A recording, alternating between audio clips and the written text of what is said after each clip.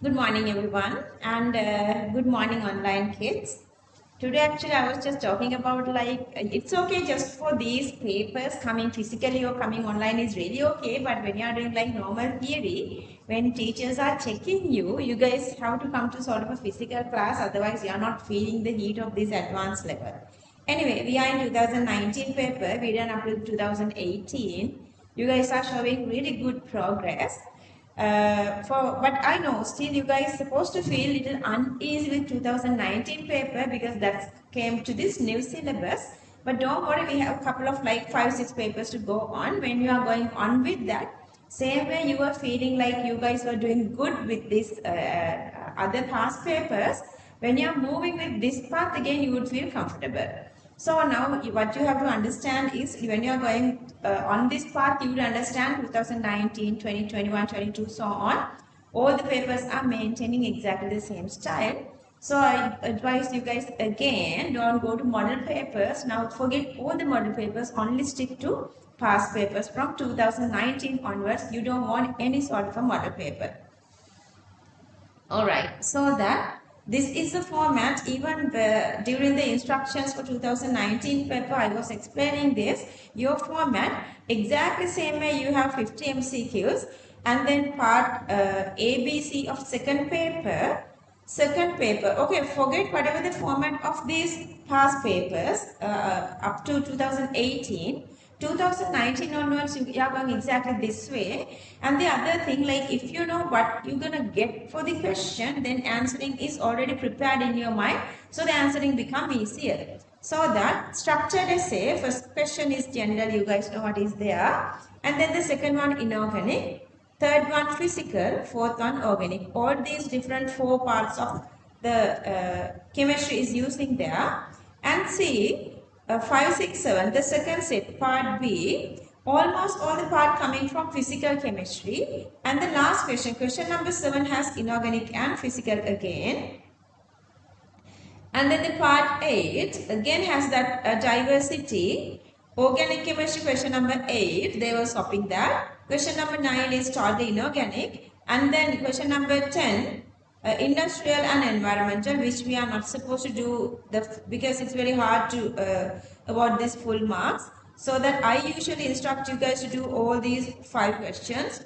For that, we need to save timing. Okay, let's see how this is going with these MCQs. Questions are little challenging but not that challenging. Only the style is little different. Alright. Question number 1. There are 2 answers. This paper had some sort of those things like this is their very first like the new syllabus paper. So moving with the path, even those are having couple of issues. There are couple of all questions, couple of like multiple answers and so on. Question number 1, answer 2 or 4. Question number 2, answer 5. 3, answer 1. 4, all. 4, all. 5, answer 5. 6, answer 1. 7, answer 1. 8, answer 2. 9, answer 2. 10, answer 4. 11, answer 4. 12, answer 2. 13, answer 2. 14, 2 answers, 2 or 5. 15, answer 2. 16, answer 5. 17, answer 4.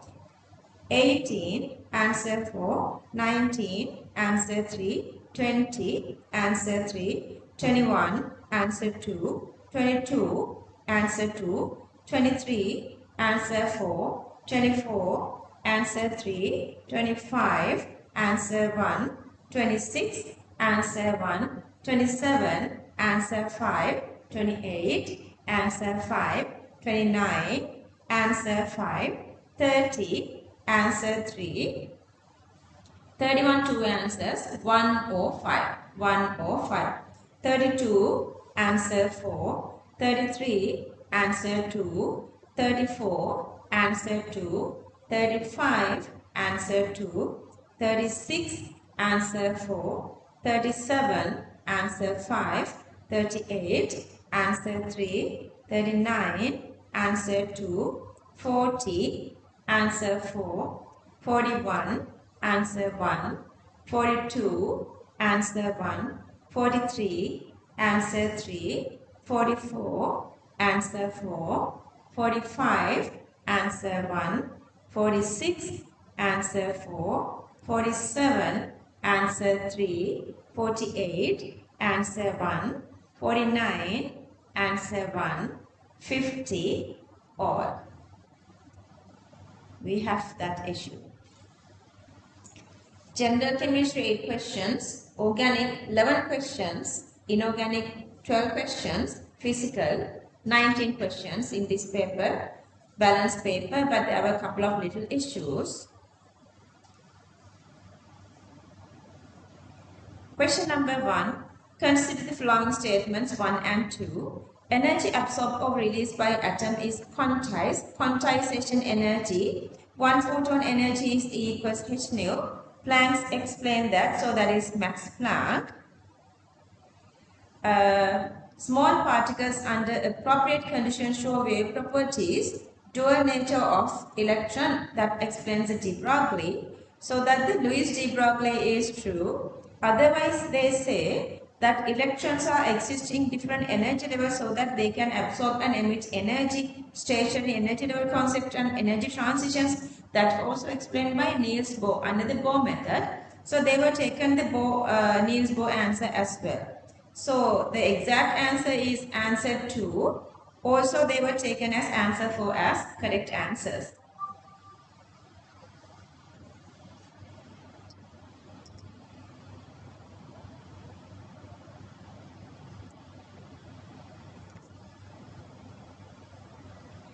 Question number 2. Maximum number of electron pairs in an atom that are associated with principal quantum number 3 is 2n squared. So that the electron pairs, see, just they were adding the word pair. If you don't see that, your answer is 18. But anyway, they were not given luckily 18. So the question number 2, answer 5. Number of stable resonance structures that can be drawn to oscillate ion, we did for theory. Okay, so keeping one stationary, the other 5 one can move on to 2 other carbons, or since we 2 other oxygen, since we have 4 CO bonds, possible structures are 4. So that the question number 3, you don't have to draw that. You don't have to draw that. Just looking at the initial structure, you can do that. Otherwise, if you have this instincts of Lewis, if you already done a couple of these extra questions, you know the answer. Question number 3, answer 3. Question number 4. Okay, so the answer is supposed to be third one, but the only difference here is, like they said, they were adding excess these groups. They say you should supposed to have 2 functional groups. Since these are 3 functional groups, what was your answer? Yeah, if you have taken third, that's better, but they were given answers for all. But let's say your answer is not 3, don't be happy. Don't be happy, because you are missing something in the pair. Okay, question number 5. A pair of elements which has largest difference in electronegativities. Okay, along a period electronegativity increases, downwards the group decreases, so that they were given these 2.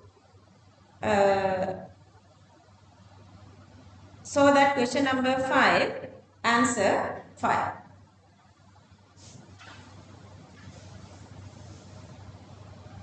Question number 6, answer 1. Correct. Question number 7.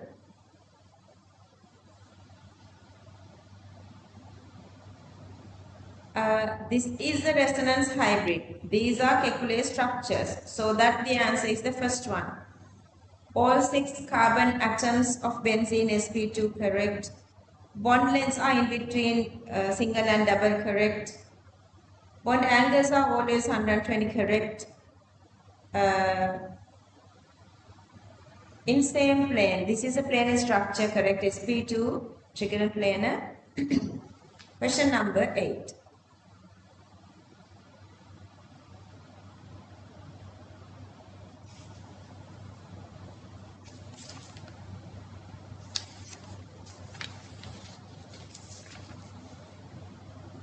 Okay. TiCl4 gas reacts with liquid magnesium metal to give titanium solid metal and magnesium chloride liquid at high temperature. So they were given titanium tetrachloride mass and a magnesium mass. The reactant that is completely consumed, that is the limiting factor, and the amount of titanium solid metal formed is asking. So for that we don't know how much moles needed, but the stoichiometric ratio here is 1:2. So whatever the given masses, divide by the molar masses, so you can get the number of moles. Since the ratio is 1:2, it's obvious this is not enough. So you can just multiply and show it here. So this is not enough. So magnesium is a limiting factor. So the first part is magnesium, and then they are asking titanium solid. So the magnesium amount is 4 moles. And then this is 2:1 ratio, divided by 2 moles, multiply its molar mass. Question number 8, answer 2. Question number 9, answer 2. No point of giving explanations. No point of giving explanations. Question number 10.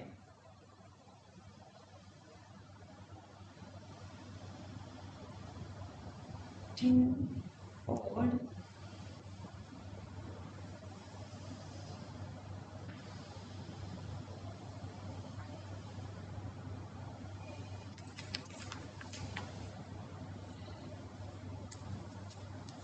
What's the meaning of 10 odd?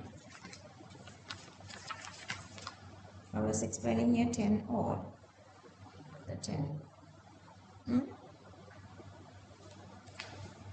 No, I guess I was just explaining the whole question as well. Because 2019 they had 2 papers.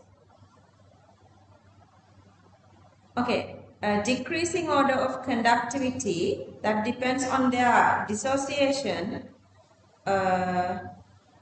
This one has, the strong electrolyte and the concentration is less here, and even the concentration is greater, weak electrolyte, but you guys know water has very less amount of H+, so that is the least. Question number 10, answer 4. Question number 11.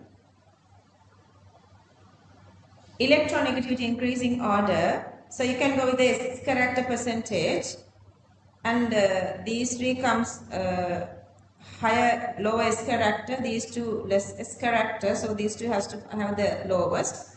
So out of these 2, then you can decide the oxidation number +2 +4, so +4 +2. And then out of these 3, that's again you are going with the oxidation number +6 +4 +2. So that question number 11, answer 4. If I remind you guys, the very first criterion is character percentage of hybridization, and then the charge on the central atom, then the oxidation number, and then the nature of the surrounding atom. Question number 11, answer 4.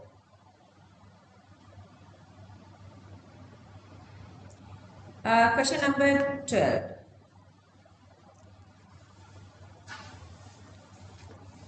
Okay, KSP given, magnesium 2+ concentration given, they are asking hydroxide, subject hydroxide, get the root value of that. So answer is 2. Question number 12, answer 2. Question number 13, excess sodium hydroxide, yeah. Only alcohols are not reacting, just leave it as it is. Other 2 are converting to sodium source. Other 2 are converting to sodium source. Question number 13, answer 2. Question number 14. This is very famous one. Even see how many times they are asking this little thing. Continuously they are asking explanations and everything. Part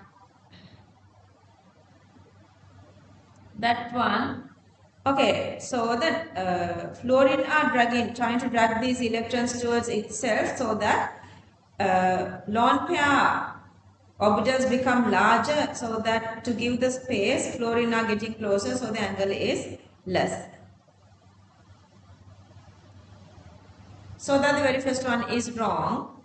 Number 2, elements in group 17 exhibits oxidation numbers from minus 1 to plus 7. Only or something is not there. So this is some sort of a possibility is there. හරිද මංජුලා? කායක දාලාවද? ආ remote එක ආයෙ වැඩ කරන්නේ නැද්ද? ඒක දිහා. Okay, so in a way we can say this is generally correct. They were not specifically saying anything. Group 7 compounds can have minus 1 to plus 7 regardless the fluorine's special condition. Monoclinic sulfur is the most stable. Rhombic sulfur is the most stable, not the monoclinic one. Density of graphite is less because the diamond are more heavier. Diamond are more compact. Aluminium chloride satisfies the octet rule in the gas phase like this. That's again true. Question number 14, 2 or 5. Question number 15.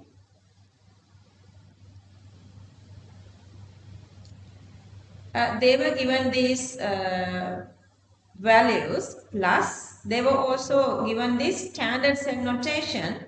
So the left side anode, right side cathode, whatever the way we know the anode is manganese and cathode is bromine. So the bromine cathode, manganese anode. I didn't show this magic box here because now you guys can understand this very easily. So if you go with the magic box, this is manganese, this is bromine. So that easily you can calculate this E naught value. Question number 15, answer 2. And question number 16. Enthalpy of vaporization, enthalpy, entropy given. Boiling point of the liquid is asking. Boiling point mean at 1 atm. So it is going through liquid gas equilibrium. So delta H, delta S given. Delta H is 0 at equilibrium. Subject temperature. They are asking the Celsius temperature 16. Answer 5. Moving to question number 17. What is the incorrect statement regarding disonium salts? For me, some sort of a more familiarity is there. You guys have to understand that. To guide you guys here, I have always done my theory notes. So you are already got used with all papers. So when you are going to new papers, you would feel a little frustrating.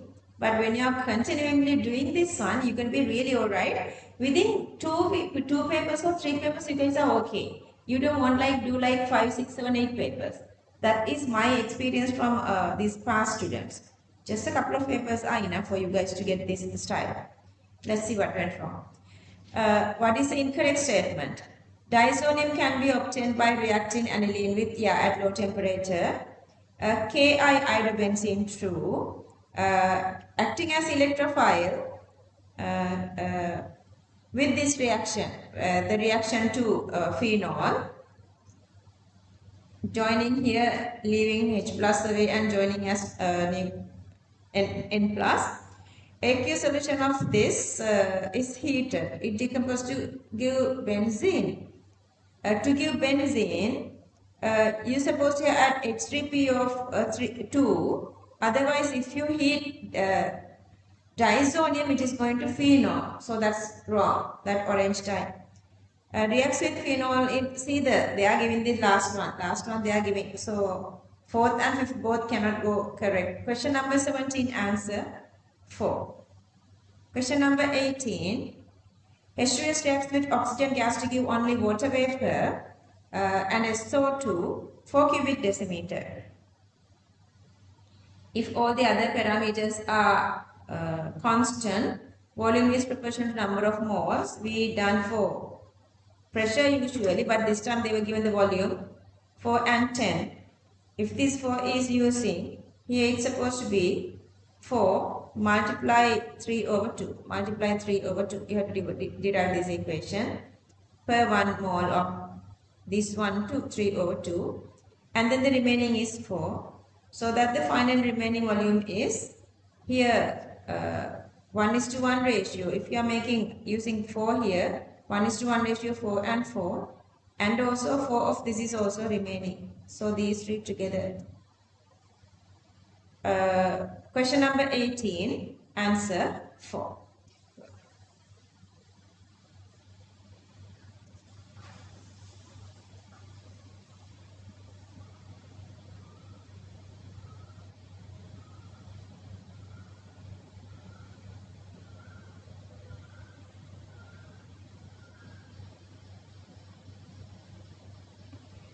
Okay, this style is also like we know how to go with, like usually they are asking us to go with writing this rate equation and then using PV equals nRT. That is a normal path we are going on. Question number 19. A mixture of A gas and D gas was introduced to a rigid evacuated container at the temperature T. At this temperature, A and D decompose according to elementary reactions. First equation, 2A goes to B plus C. Rate constant is K1. Second equation, D gives B plus C. Initial pressure of the container is P. Initially you have only mixture of A and D, remember. Changes to 2.7 P after the complete decomposition, that is the final total pressure of the both reactants. Initial rate of decomposition of A at the temperature. Yeah, they always asking such questions. Is asking. Rate constant is also given. Alright. So this is elementary reaction. So that R, we can write the rate as R equals K, A to the power 2. But final, whatever this answer has, P over RT answer. That is one way to think. And they were not given the number of moles, they were given the pressure as well. So that I'm going to subject pressure then to find the concentration of this A in terms of pressure. In terms of pressure, we have to find this concentration in terms of pressure. P equals nRT, P equals NOVRT, P equals CRT, so that the concentration equals P over RT. So I'm going to enter pressure terms now. So that this is A's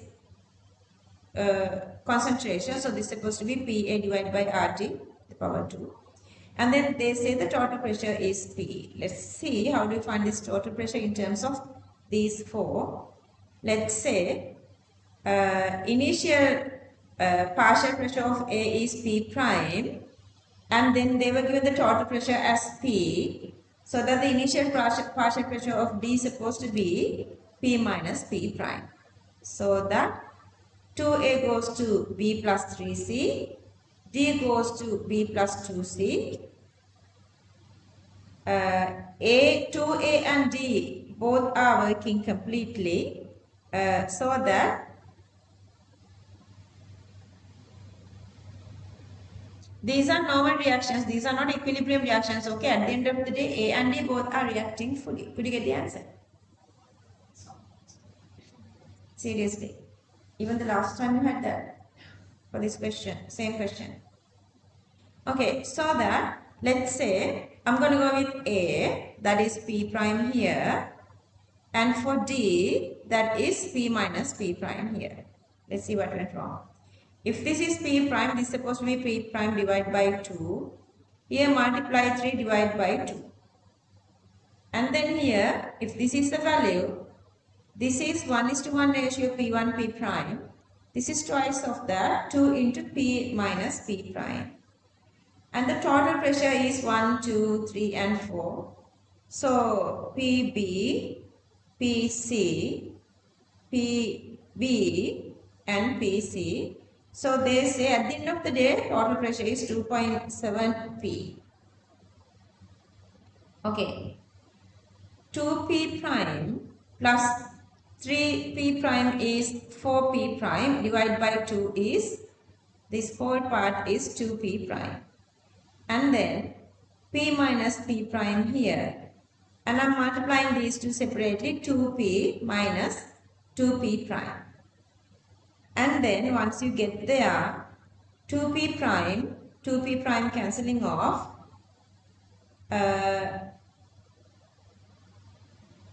this P and this 2P is 3P plus minus P supposed to be equal to this.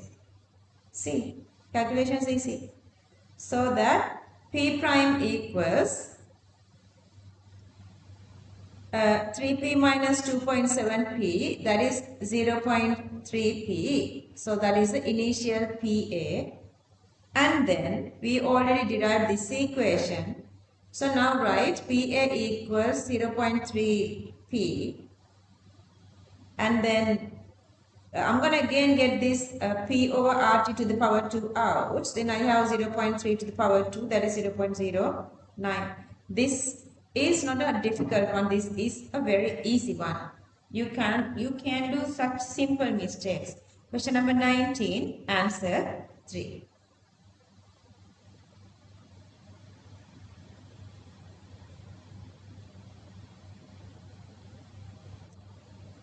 Question number 20. An organic compound X decolorizes bromine water. X does not precipitate with ammoniacal CuCl. Okay, some sort of unsaturation is there, but ammoniacal part is not here. Not here. You have to, you can go with those. And bromine water is not reacting here as well. So answer either supposed to be 2 or 3. When X is treated with acidic dichromate, a green color solution of X obtained.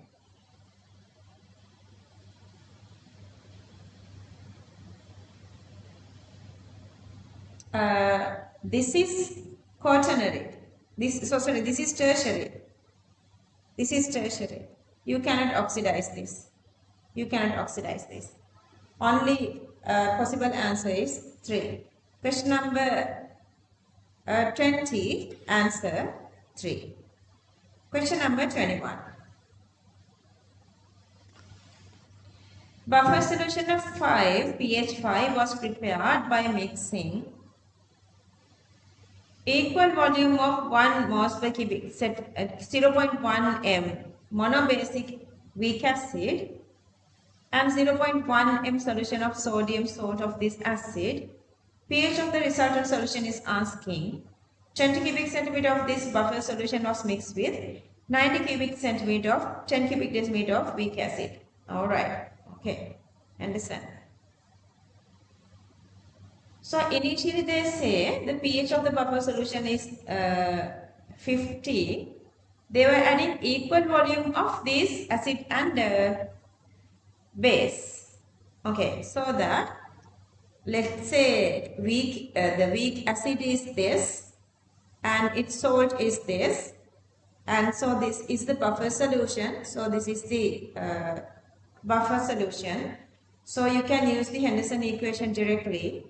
And initially they were using equimolar mixture, actually equimolar, volume and concentrations are same.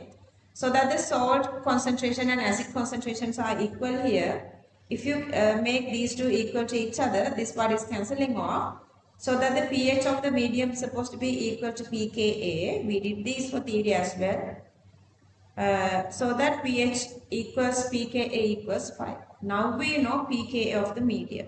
Now we're going to go to the real situation. Initial HA you can calculate, initial NAA you can calculate, and then newly adding HA is this number of moles, so that the total number of moles of HA equals these two together, that is 10 into 10 power minus 3, but then volume become 10 plus 10 plus 90, that is 110. So that we have to divide this number of moles by volume. So that you can get dividing by 110. HA is 1 over 11. A minus is 1 over 110. So just go with the equation. You have these two now. These two you have calculated here. Ka we were found earlier, pKa. Answer is 4. Easy peasy lemon squeezy. This kind of questions exactly we did in our past model questions and past paper questions as well. Question number 21, answer 2. Question number 22. Consider the following three aqueous solutions. P is a weak acid. Q is equimolar mixture of weak acid and its sodium salt. So this is a buffer. Titration mixture of equivalence point of the titration of the weak acid strong base is R. Okay, so this is a weak acid. This is a buffer solution. Third one is basic solution. When each is diluting, the same amount of others are constant when they are diluting. Weak acid dilution, also dilution low, dissociation increases, H plus increases, but since volume also increasing, H plus concentration is decreasing.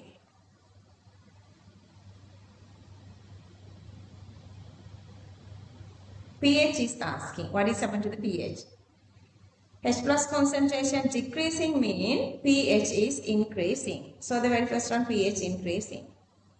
And moving to the second one, equimolar mixture buffer, so no change. Second one, buffer, no change. Moving to the third one, basic solution. So the basicity is supposed to be decreasing when you are diluting. OH minus concentration decreasing, so that the pH is supposed to be decreasing. Basicity decreasing. Question number 22, easy peasy lemon squeezy. Answer to question number 23. Incorrect statement with regard to the oxo acids of chlorine. The shape of, see these questions, we did like the direct theory. Shape around chlorine respectively is correct. Oxidation numbers are also correct. Acidic strength increases this way with their electronegativity is increasing. All these oxides contain at least one OH group. That's again, see, that's again correct. All these oxo acids contain at least one double bonds, not in HOCl. All these oxo acids contain at least one double bond. If you go with HOCl, I have not shown it here. HOCl, this doesn't have double bonds. Okay. So that question number 23, answer 4.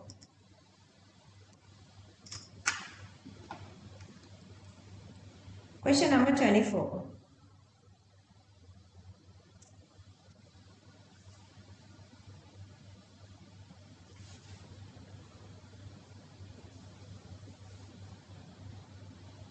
Density of aqueous acidic solution is 1 grams per cubic decimeter. pH of the solution is 1. H plus concentration of is in ppm asking. Either ppm value, if they were given the concentration, multiply with the mass, multiply to convert this into grams, multiply with 10 to the power 3 to convert this into milligrams, so you can get the answer. Or otherwise, ppm equals fraction multiplied 10 to the power 6. Either I'm going to get the fraction as a mass fraction, and then the density multiply concentration, or the mass is the concentration is the mass, divided by the total density. By that cubic decimeter and cubic decimeter is cancelled off here, so the remaining is only the mass here. And if you multiply that by 10 to the power 6, again you can get the same answer. Question number 24, answer 3.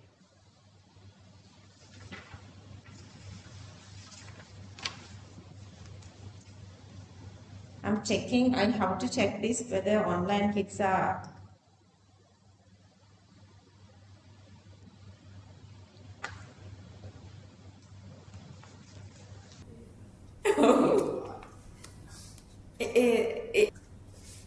Okay, question number 25.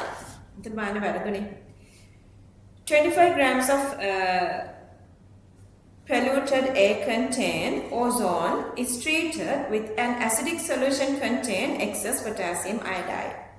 Okay, you don't want to think like, I know, we never have written these equations. But then they are giving these informations, okay? So we are reacting of ozone with iodide. Ozone is converted to O2 and H2O. Iodide is always converting to I2. Clear? Then we have half reactions here. You can write half reactions. From that you can get this equation. Then the first equation is done. And then they reacted this liberated I2 with sodium thiosulfate. That one is very so-called famous reaction. We can write that as well. What I did was then always I do this one. Now you guys, if you guys were with me like long time, then you guys know I am keep doing this one. I'm adding these equations, then I can cut down my timing for the calculations, and it also makes easier because you are doing less silly mistakes when the calculation is shorter. So that I multiplied these these equations together, first and second, these two together to get this equation, and then only you need to add these two together, not multiplication, sorry. Then you can cancel off all those, so you can get the direct stoichiometry between these two. So what is then? And then this is the number of moles of CV of thiosulfate, so that the ozone CV is half of that, and then multiply with the molar mass. Then so you can get the mass. Initial is 25 to whatever the mass and 100%. How easy? How easy? It's not always they have to give you guys things you have done. Like when they were given this, like now you have the full. I just want you guys to trust yourself that you guys can do this. What is a mistake? Like any like silly mistakes or something? I think there was like issue with the equations. Oh my goodness. Okay. Question number 25. Answer 1. Question number 26.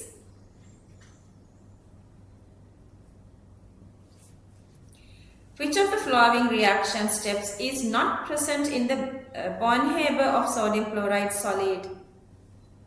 Okay, see, such easy questions.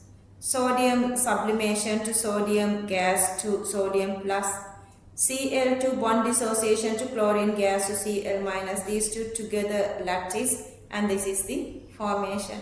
Even closing your eyes, I guess you guys can do that. Aqueous story is so much wrong.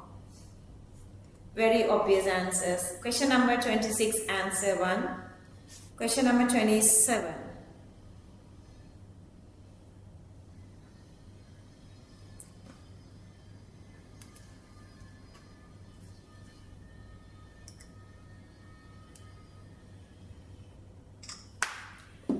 Activation energy of the elementary reaction is this EA.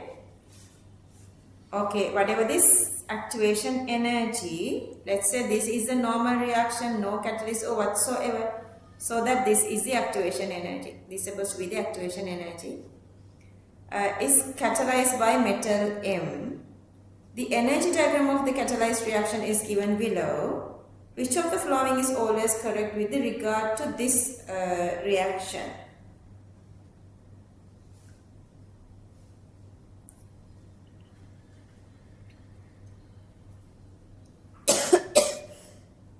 Sorry. Okay, activation energy E is supposed to be always greater. So this is wrong, and very small wrong. We don't want to. I even don't want to discuss those are wrong. Answer supposed to be either any of these, but still you cannot say this is equal. The thing is, if you use the catalyst, activation energy is now less. So the answer is supposed to be either 4 or 5. Then fourth one, If I go with the fourth one, E1 plus E2, E1 plus E2, there is a play here. That's not possible. It's supposed to be not, the new activation energy has this part here. So you cannot go there. And then if you go with the last one, EA is greater comparing to E2 plus, this is the, so this is the new activation energy. Understood? This is the highest point. So that this activation energy is greater comparing to these two. Understood? Question number 27, answer 5.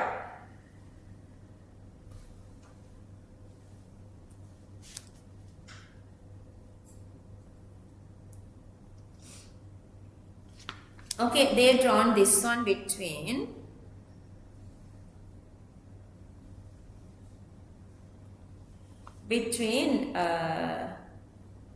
pH and with something. Then I'm going to go with pH.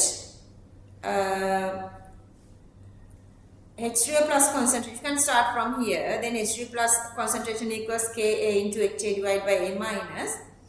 This Ha is the remaining Ha of the weak acid. A minus is the dissociated Ha. So if you go with the minus log 10 of that, so because you need the pH here, they were x-axis is pH. pH versus what? So that I'm going to go with minus log 10 H3 plus is pH, minus log 10 Ka is pKa, and then minus log 10 Ha divide A minus equals plus log 10 A minus divide Ha. So that actually equals to, then they were given this part as F. F is the A minus divide Ha. A minus divide Ha. So that my new equation, so that become pH equals pKa plus log 10F. So we have to rearrange this as y equals mx plus c, so that because y-axis they were given as log f, so that I'm going to get log f as y-axis.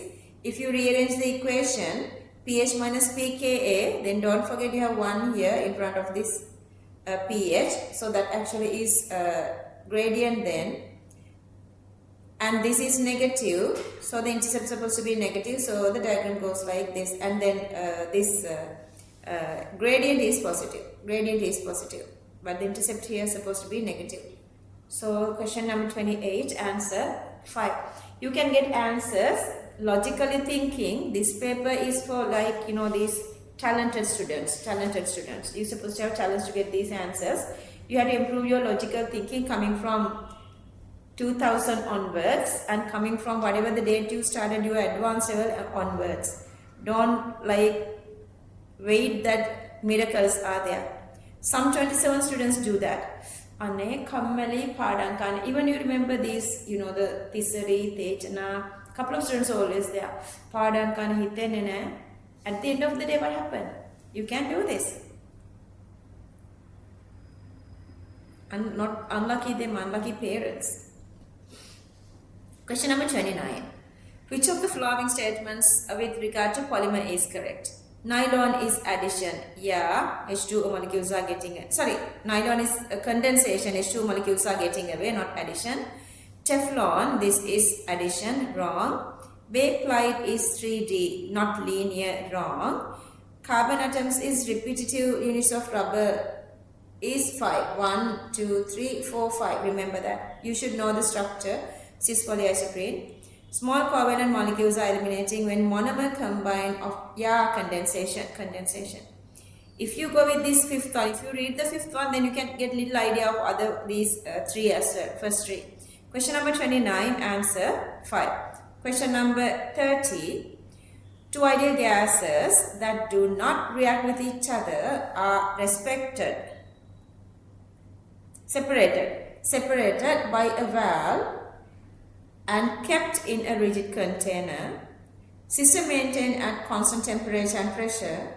Which of the following correct describe change in Gibbs energy, enthalpy and entropy?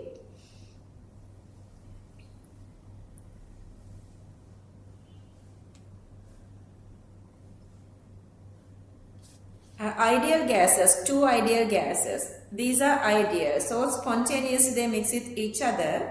Mix spontaneously, so the delta G is supposed to be, Gibbs free energy is supposed to be negative. It's decreasing, it's negative. And then enthalpy of mixing supposed to be 0 because it's ideal, no heat change, constant temperature. So this is supposed to be unchanged. And also volume is increasing here. Two containers are here. So that randomness increases, so that the entropy is supposed to be increasing. So that's increasing. Question number 30, answer 3. Okay, just go on with the very first 30 questions. You would understand only very couple of few calculations are there. It simply means you have to study. You have to do these questions from the beginning to this. Even let's say you are going to the second shy, make sure you guys going to go through the theory really nice, each and every single point, and then you're going to do questions using those parts to make sure you are having this logical thinking. You cannot building this like within couple of like shorter time of period. You need a lot of time to go on. If you are doing mistakes, then the second set you do more mistakes. Check with whatever I'm saying. I'm just saying some sort of a little points, but those points are the life-saving points. So make sure that you guys are concentrating and focusing really well and get everything possible. Okay, for today, for 2028, we are starting Unit 2. Oh my goodness, they are like, how fresh. But they are really lucky. If they know this is the path, your money is really lucky. That's why always the second person of the family, they get very good results. Even Harindu had Movindu Zaya, second shy, he was really talented, but the second shy. But the Malli during the first shy went to Colombo Medical Faculty, became the top 10. Because Ayya kiwa Malli Umari and Mata Varaduna, this is the path. But only few knows that. Yeah, only few knows that. You didn't know that. Your Malli knows. Okay. And you know like how important the second unit is. Okay, so focus really well and see which part went wrong. Here you know calculations, only the logical part. Oops, Sinhala one. Which of the following statements are correct with regard to simple covalent molecules? H2O shows amphoteric properties. Yeah. The boiling point of H2O2 is higher than the boiling point of H2O. Okay, that's again correct. Water 100, H2O2 150. That's correct. H2O2 can act as an oxidizing agent only. Wrong. In acidic medium again wrong. H2S and SO2 have the capacity to act only, not only. Both ways it's correct. I have shown equations here. That's why I have put these numbers. Question number 31. Yeah, all those reactions are here. If you want, like later, once I post this, then you guys can pause the recording and get this idea. I guess no point. But they were taken another one extra answer. That is because to get this boiling point, they are supposed to go with very lower pressure and maintain particular condition. Otherwise, in our room temperature pressure, this is decomposing. How would you go to a boiling point if this is decomposing even at 27-30 this room temperature? Because of that reason, they said this can be incorrect. If both are correct, answer 1. If only A correct, then answer 5. So that there are two answers for question number 31. 32. Which of the following statements are correct with regard to hydrocarbon? All hydrocarbons give CO2 and H2O when completely reacted with excess oxygen, less oxygen carbon monoxide. So to avoid other complications, they were given the full correct statement. All alkynes react with Grignard. That's wrong. Only terminal alkynes can do that. The boiling point of the branch alkane is lower with less surface area. That's wrong. None of hydrocarbons react with sodium hydroxide, no active sites. A, D correct. 32, question number 32, answer 4. If an endothermic reaction occurs spontaneously at constant temperature and pressure,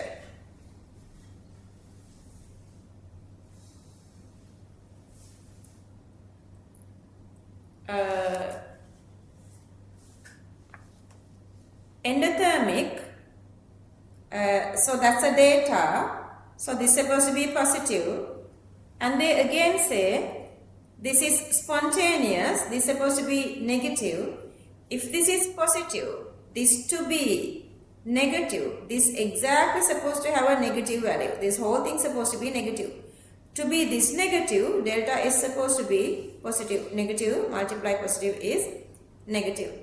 So that question number 33, if I go back to the question.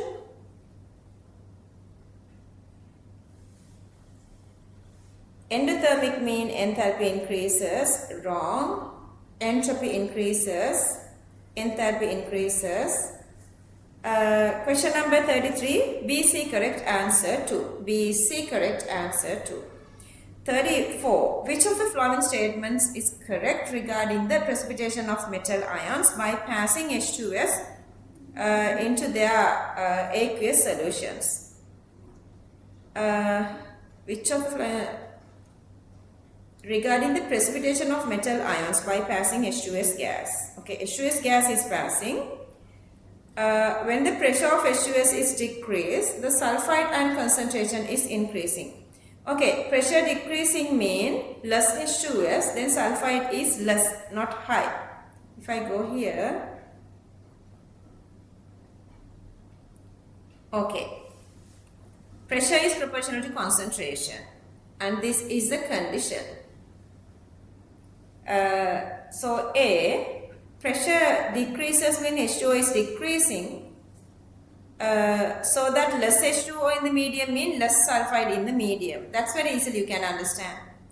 Second one, when the temperature is increased, temperature increasing, and then mean velocity of gas is increasing, so that they escape from the solution, so the solubility also decreasing.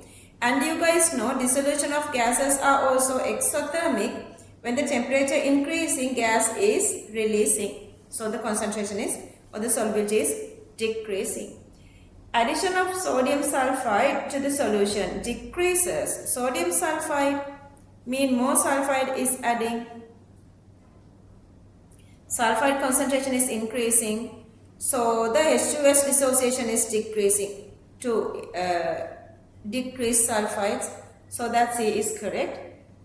And then moving to the fourth one, I have explained it here.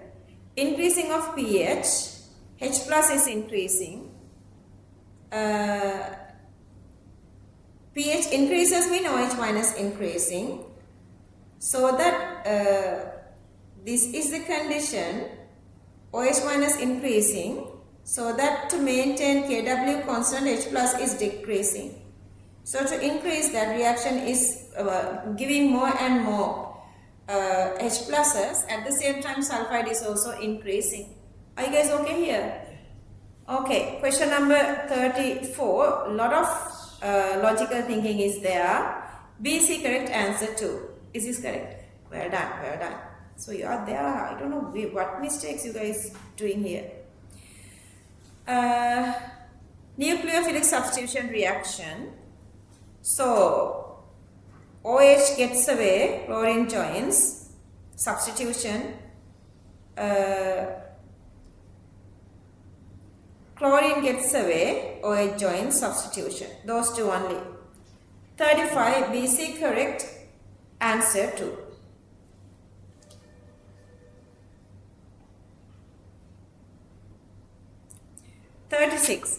Which of the following statements are correct regarding the evolution of carbon dioxide level in the atmosphere? It contributes to the increasing in acidity of seawater. Atmospheric carbon dioxide increases H plus of the distilled water as well. So it contributes to the increasing of the acidity. We can accept that. We can accept that. They are not saying the acidic rains, but pH is decreasing. That's true. It reduces the hardness of water bodies. It increases if H plus dissolves this bicarbonate and bicarbonate, it increases. Strongly absorb UV radiation. Only ozone does that, not carbon dioxide. Carbon dioxide absorbs IR, not UV. It does not contribute to acid rain. Yeah, remember that. So, this is normal theory. The pH coming from... Hello? In a class.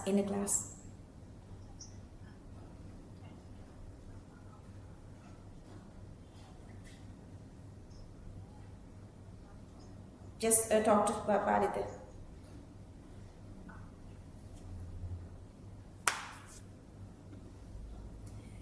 Okay, this is as a theory. This gives this my Aki from England, and if there was emergency, otherwise I would call her. She was keep calling me always. She doesn't care my business.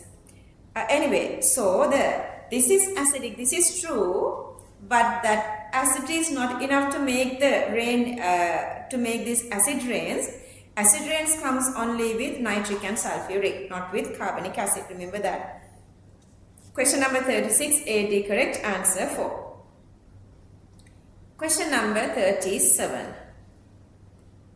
I'm planning to go there sometimes, but really hard to find timing. I'm waiting until I'm done with your exams.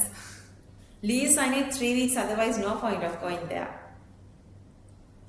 Okay, which of the following statement are correct with regard to 3D block elements? 3D is scandium to zinc. Zinc has the highest first ionization energy among the 3D block elements. Along a period radius decreases, ionization energy increases. In contrast to the ions of most main group elements, what are the main group? They are again giving that. They shouldn't. It's amply. 3D metal ions rarely attain the Nobel. Yeah, that's true. Although the electronegativities of 3D block elements are higher than the electronegativities of S block, so far correct answer. The atomic radii are smaller, that's again correct. Total statement is correct. 3D elements are formed colorless compounds. The 3D elements that form colorless compounds are not only these. Copper plus or any of these having like not having D1, D9, that's possible. So D is incorrect. As a statement you would feel like this is correct, but they were not taken this as correct. A, B, C correct answer 5. A, B, C correct answer 5. Question number 38.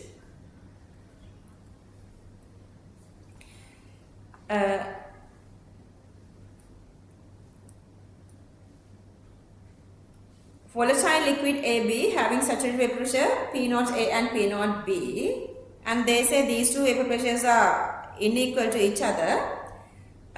Solution is ideal. Equilibrium vapor phase in closed container. Volume of the container is increasing. Volume increasing means pressure decreasing. And the equilibrium is re-establishing. Which of the following statements are correct? I'm not going to go through the A and B, no point. If you are explaining C and D, you can get answers. While some amount of A and B go to the gas phase, volume increases, pressure decreases. The composition of the liquid phase changes. Yeah, because still they say the equilibrium is maintaining. So the both are going to both directions, and the initial composition of the liquid is changing. And then the D, while some amount of A and B goes to the gas phase, the composition of the gas phase also changes. They say P0A and P0B are unequal. So volatility is different. Because both are evaporating, pressure is increasing little by little, and they are reaching to new equilibrium. To increase pressure, some sort of A and B is supposed to be evaporating. So that both C and D are correct. 38, answer 3. 39. Which of the following statements are correct regarding the aqueous solution of a weak acid? Conductivity of solution increases in the concentration of the weak acid decreases. Dilution, ions decreasing. Dissociation increases, concentration is decreasing, so the conductivity decreasing. Conductivity of the solution increases as the temperature increases because ion speed is increasing. Conductivity of the solution decreases, but the fraction dissociated of the weak acid increases. Yeah. As more water is added to the solution. Oswald dilution law. Oswald dilution law. Ka equals C alpha squared. If C is correct, A is definitely incorrect. Sodium chloride dissolves in the weak acid solution. Conductivity is very dramatically increasing. Strong electrolyte. B, C correct. Question number 39, answer 2. Question number 40. Which of the following statements are correct? A exhibits geometric. Yeah. Cis trans is here, see. This carbon has two different CH3 and H. This carbon has these two so much different. Does not exhibit optical, that's again wrong. See, optical carbon is here. Product obtained when A is reacting with PCC, this CHOH becomes CO, so this whole part becomes this. Exhibits, no more, this carbon is not existing here, so this is again wrong. Not exhibits. Last one, the product obtained when A is reacting with PCC does not exhibit. If C is incorrect, D is correct. C incorrect, D is correct. Question number 40, A, D correct, answer 4. Question number 40, A, D correct, answer 4.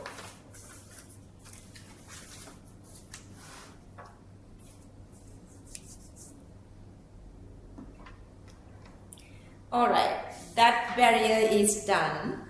Last 10 questions. Let's see how would you do this. Again, I would say focus really well what I'm saying you guys. The life-saving hints are there when I'm saying you guys how the answers are taken.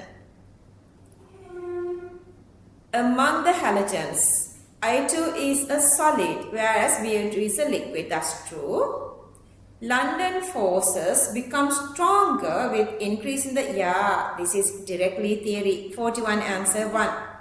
London force strength increases with the molar mass, so that going from gas to liquid to solid. 42. At a given pressure, the spontaneity of a reaction between, okay, so this is a reaction, nitrogen and hydrogen to give ammonia drops with increasing temperature. So this is exothermic, increasing temperature reaction is going to backwards, that's true. Entropy change of the reaction between nitrogen and hydrogen to give ammonia is negative. 2 molecules, 4 molecules, so that 4 molecules goes to 2 molecules, that's again negative. Or otherwise, this is negative and this is with high temperature, this is positive, so this is supposed to be definitely negative. Delta is supposed to be negative to be this whole part to be positive. So both statements correct. Entropy changes of the reaction between nitrogen and hydrogen to give ammonia is negative. So that nitrogen and hydrogen to give ammonia drops with increasing temperature. Can you guys see the connection? So the connection is there. Since this is entropy become negative, this whole part is now positive. So that since this is negative, this is non-spontaneous at high temperature because of that. Question number 42, answer 1. 43. Essential oils are generally extracted from plant steam distillation. Essential oils have high solubility in water. No, they are immiscible, one of the requirement. 43 answer 3. 44. A spontaneous reaction always has a negative Gibbs change no matter what the conditions are. No. Spontaneous equilibrium, it's 0. See the 2018? Is this correct? That's incorrect, this is correct. That's how you are getting this experience. Wow. Gibbs energy change can be used to predict the direction of reaction only under constant temperature and constant pressure conditions. Okay, we are getting this enthalpy only when the pressure is constant. Sinhala. and then entropy changes with temperature. So that Gibbs free energy can talk only when the temperature is constant and pressure constant conditions. Remember those? Question number 44, answer 4. Question number 45, butanol, methanol, solubility of this is greater. First statement correct. Solubility of alcohol in water decreases as size of non-polar alkyl because it repels water. That's true. That is the reason. This has higher solubility and this has least solubility. 45 answer 1 is correct. 45 answer 1 is correct. 46. Punsala varaddahu prashne. Can you believe? She got 49 out of 50. She had more than 30 minutes once she done the exam. She was improved that well. Deependra was like always so much like talented, but Punsala was like always so work like really like nicely. Deependra worked a little less. Punsala worked a lot with chemistry. She got, she got A and B, but she went to Japura Medicine being the 10th person, district 10th. On the top 10 now, when the first batch in the top 5 and Punsala top 10. Okay, anyway, so the reaction is electrophilic addition. Electrophilic addition. This is not nucleophilic addition. Can you believe? This question can go wrong for a talented student. Sometimes that's possible. That's possible.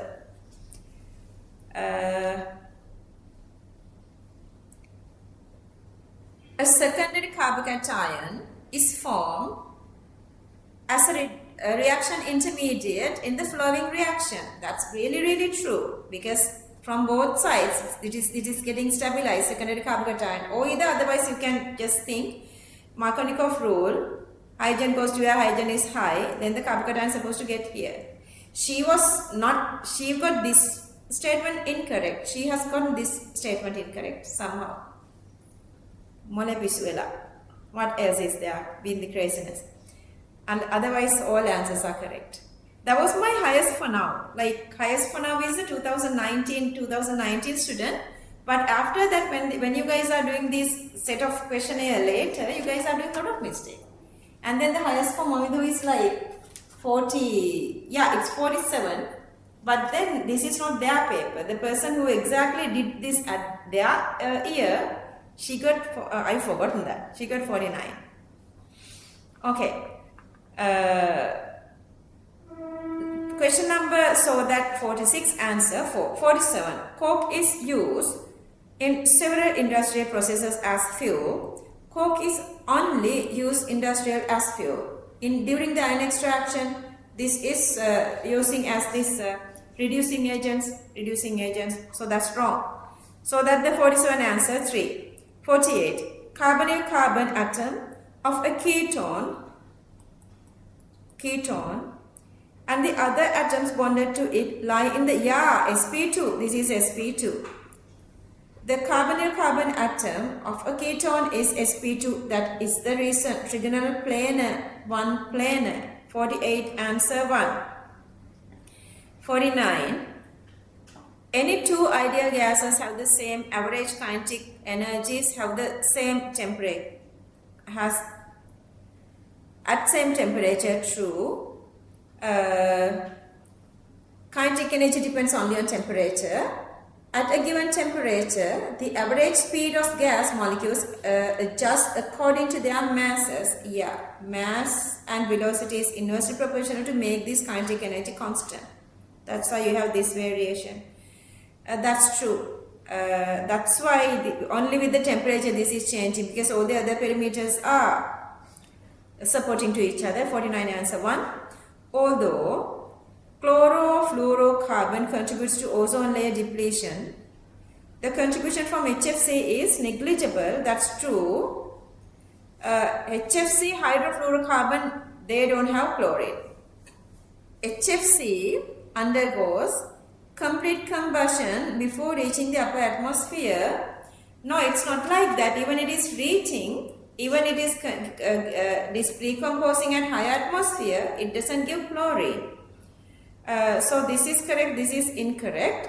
Whatever the reason, like may goes to upper atmosphere but no dissociation, no harmful chlorine. Whatever the reason, they were given answer as all here.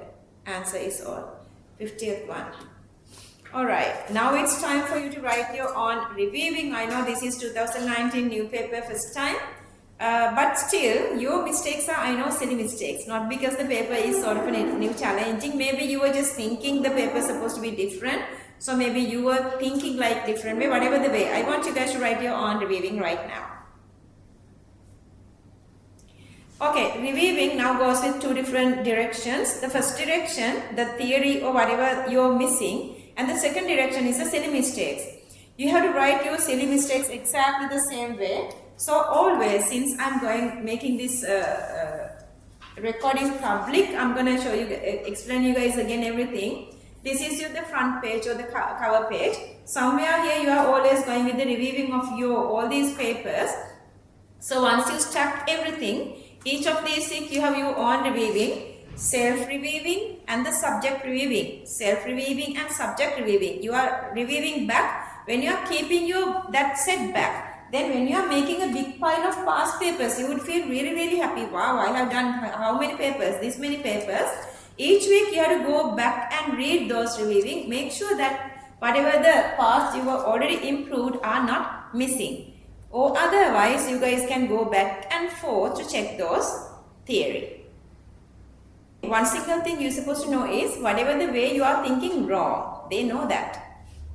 So they are making it very closer to correct, incorrect answers because they know the students' thinking style.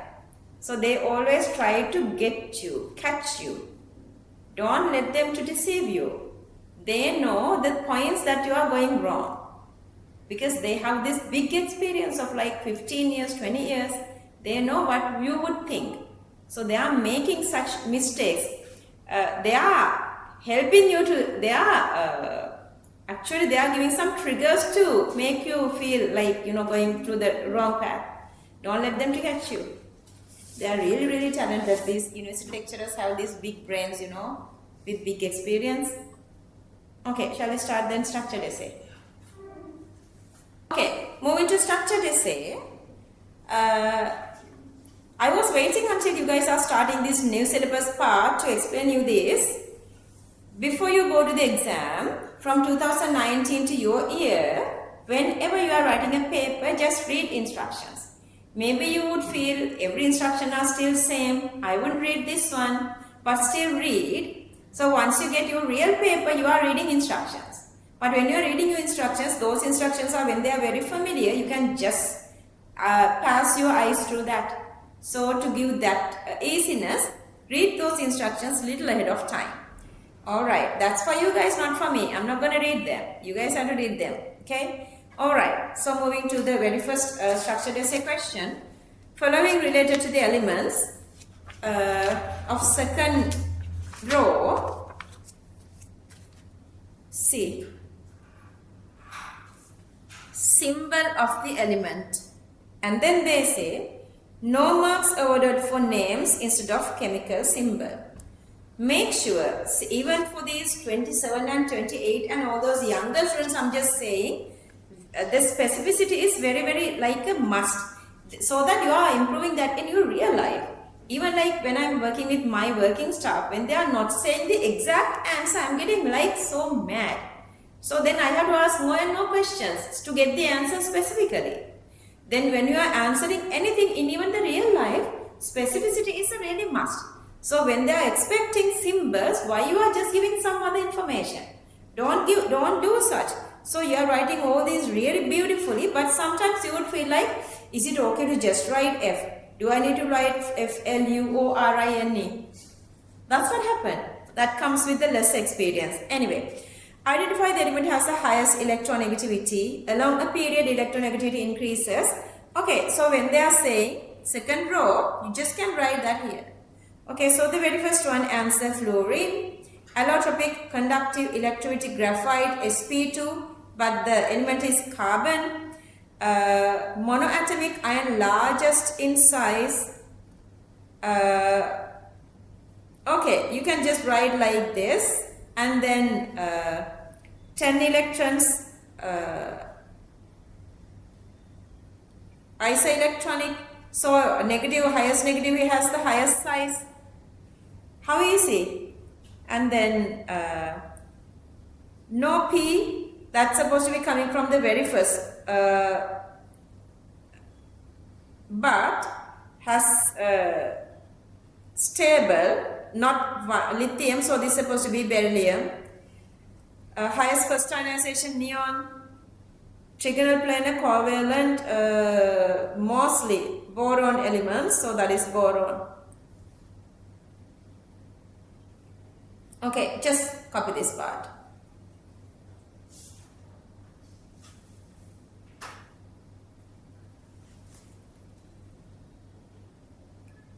Okay, whenever this one is very easy, just go with this formal charge and octet rule for one single compound. And when you are drawing any of these resonance structures, make sure formal charge and octet rule. Make sure formal charge and octet rule are satisfying. Moving on. Okay. I'm not explaining this. If you feel like you are very weaker, I'm not the person for you guys, because my students are reaching like almost all the students. It's not I'm insulting students who are having weaker results, but I'm insulting the way they have worked all the time. You had 2.5 years. If you're not working enough, you will end up maximum with C pass. You cannot reach BOA.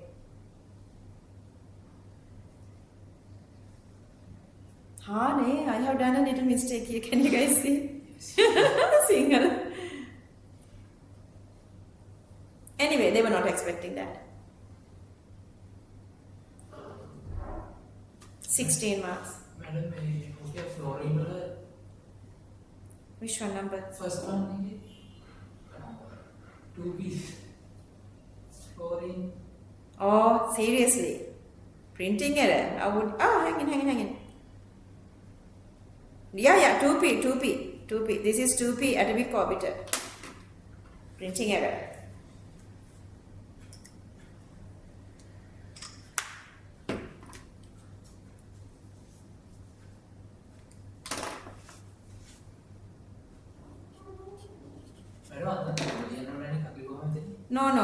No.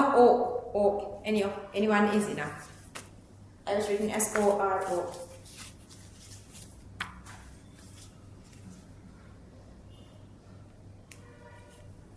English එක ලස්සනට දෙලා සිංහල එකට වැඩිය. Anyhow.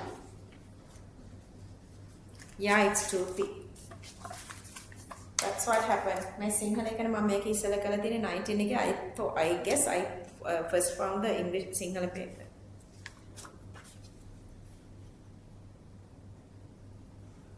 Yeah, මේ බාන එකේ කැත Sinhala one. I'm going to show the English one for other Sinhala students as well.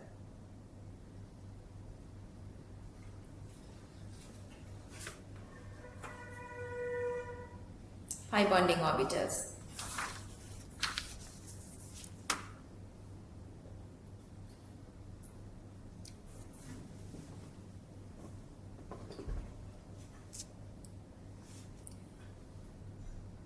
Okay.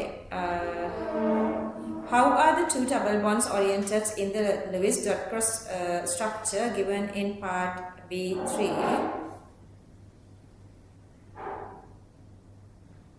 Okay. XYZ axis. Nitrogen, carbon, nitrogen. Are you getting this? Yeah. One axis and the other axis perpendicular to each other. Double bonds are perpendicular to each other and perpendicular to sigma as well. Did you write everything? You guys have to write everything. They are perpendicular to each other and perpendicular to sigma as well. That is the exact answer to get 2 marks. Other linear. You can write any of these.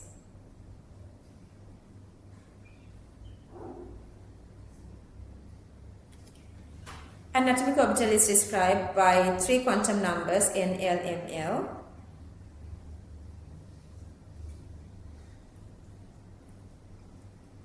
Three p, so that n equals to 3. P mean l equals to 1 and this is 1 then. Okay, this is 3 and this is d. So this is 3d. 2s mean this is 2. This is 0. This is definitely supposed to be then 0. How beautifully explained. Okay. Increasing order. Melting points. Polarizability of anion and polarization power of cation. So I have arranged them like this in periodic table.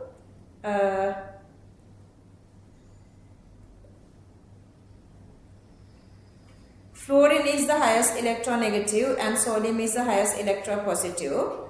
So that has the highest. And then lithium iodide is so much away from each other. Comparing to lithium fluoride. Same lithium. From here to here, more covalent nature of this iodine. From here to here, it's fluorine. It's very easy to compare. Stability. NF5 is not possible. Extended octet for second period.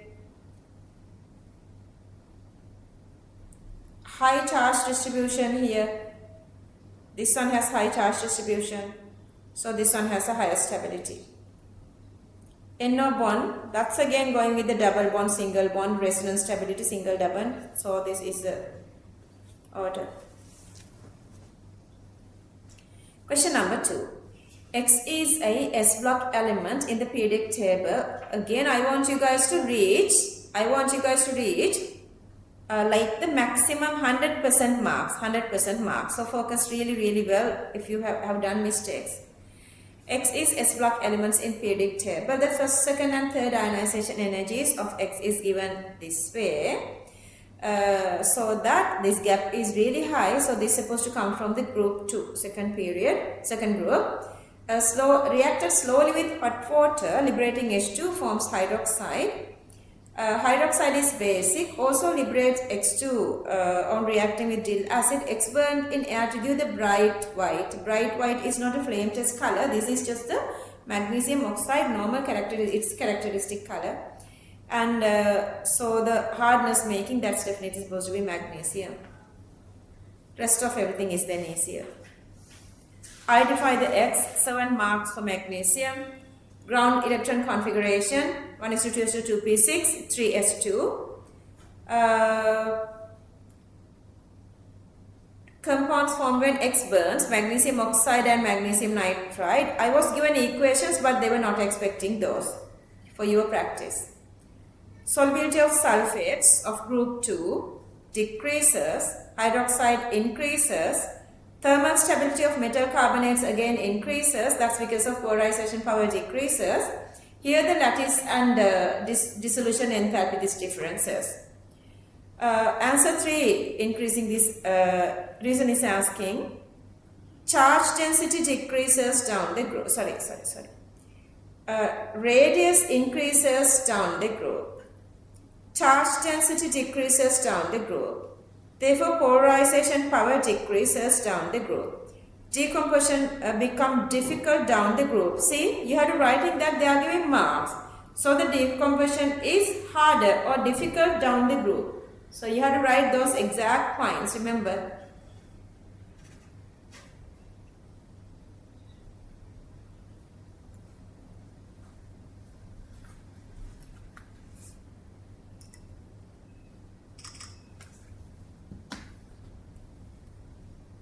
Identify the elements in the S block of the periodic table which reacts similar manner. Yeah, diagonal relationship with lithium, you guys know that. Identify another metal that can contribute the hardness of water, calcium 2+.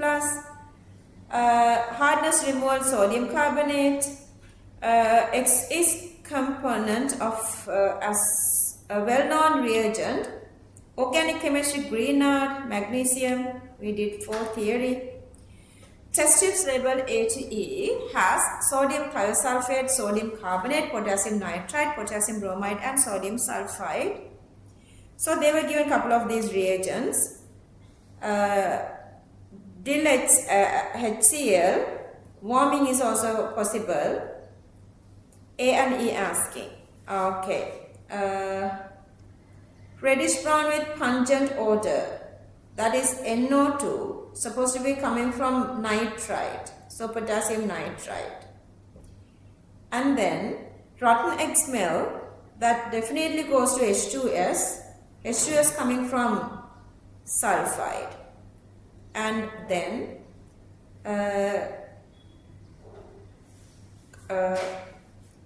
colorless, odorless carbon dioxide, colorless pungent is SO2. SO2 supposed to coming from sulfur through this. Turbidity is also here. See the turbidity with sulfur. That's definitely thiosulfate. These are extremely easier in this. And then colorless, odorless is CO2, and then the KBr doesn't give anything. Bromides with Gill acids, no gas evolution.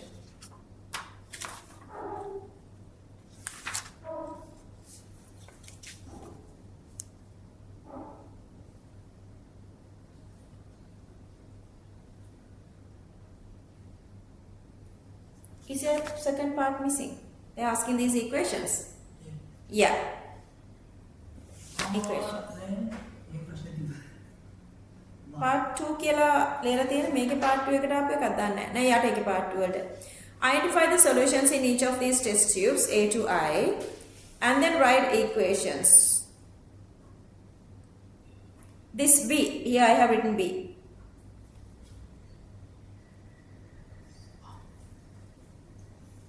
Either way you can write.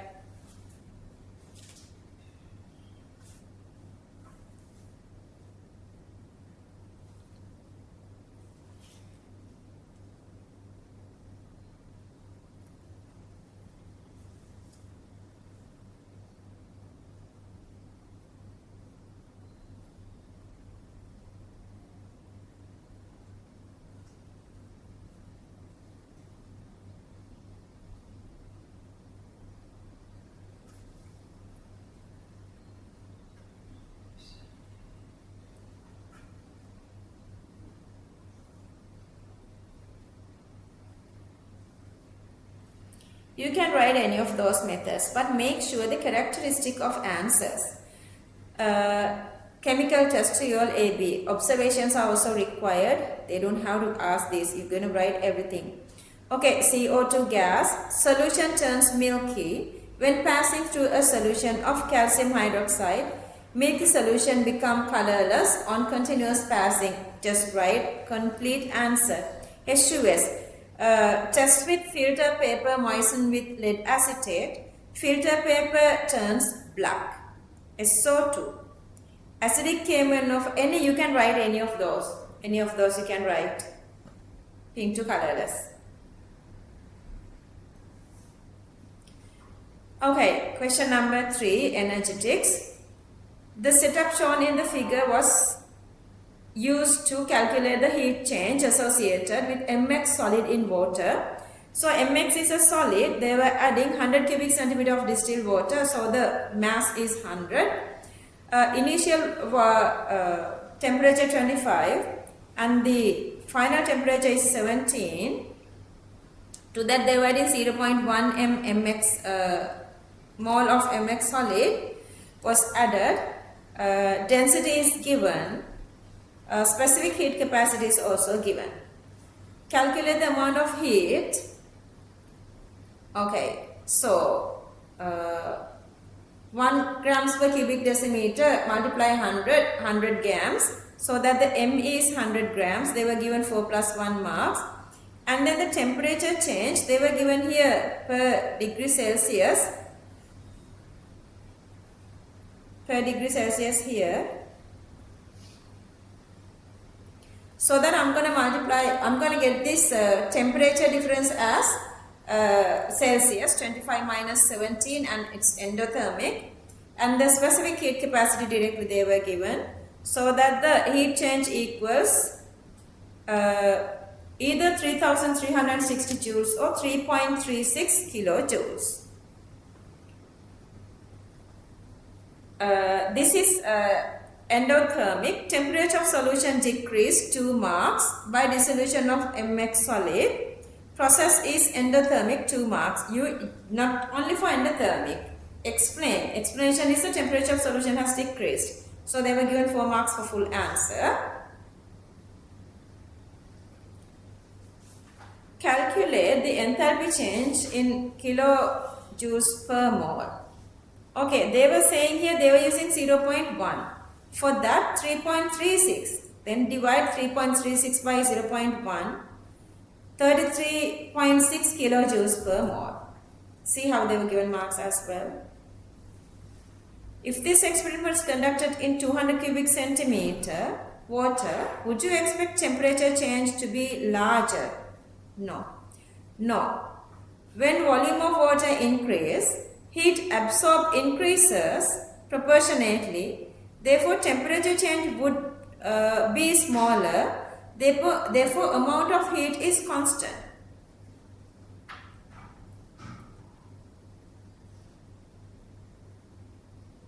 Heat become constant because then the mass is 200. Show the variation of temperature. You got to show it is decreasing to 17, but anyhow, at the end of the day, it is reaching to same room temperature. That is the reality. Once you've done the experiment, it is reaching the normal room temperature. So, temperature starting from temperature 0 here, 2 marks, and then the 25 here, 2 marks, showing 17 here, 2 marks. For maintaining the shape, 4 marks. In this experiment, explain why the plastic cup is used instead of a metal cup. How easy. But you are losing marks because you are not writing fully. Metals are good thermal conductors. Therefore, when temperature decreases, metal provides and conduct heat from surrounding. Conduct heat from surrounding 2 marks. Plastics are poor thermal conductors. Also, heat capacity is less. Therefore, less heat loss 2 marks. Less heat loss 2 marks.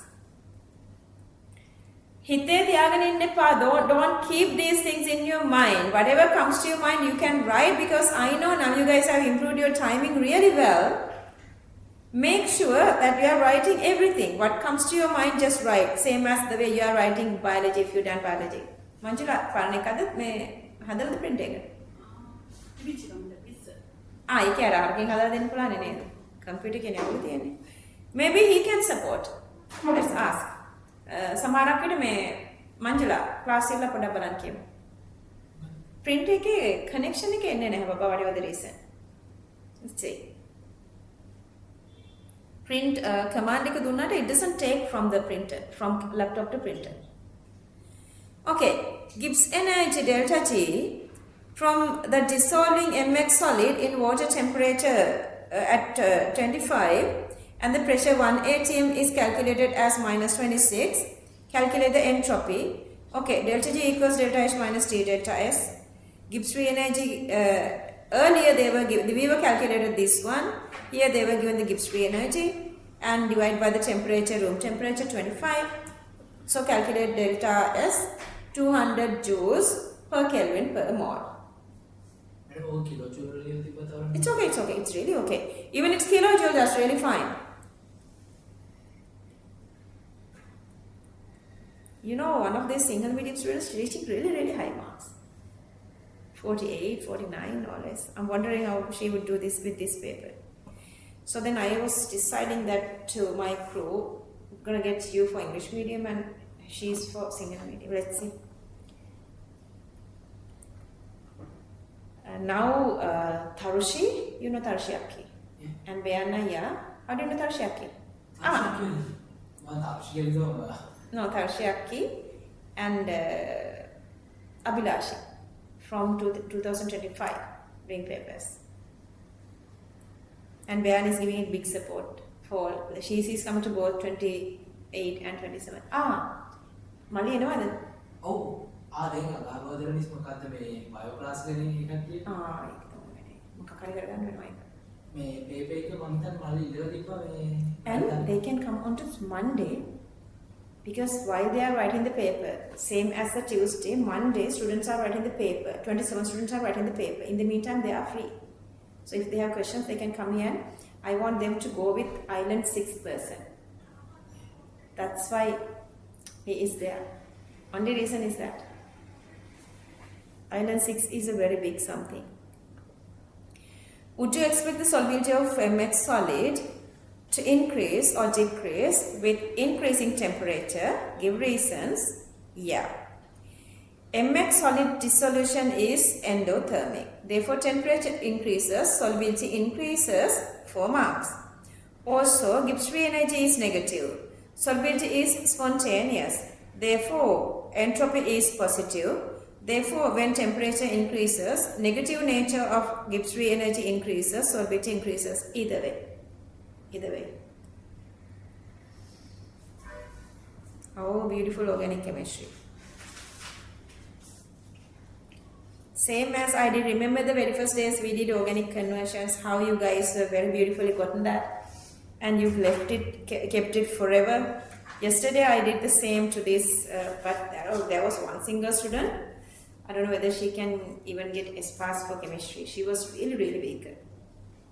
She couldn't even like something like this. So whenever we are writing CH3, CH2, Cl, I'm going to come back. The Zoom is not responding. Let me come back. Zoom is not responding. When Zoom is tired, we're gonna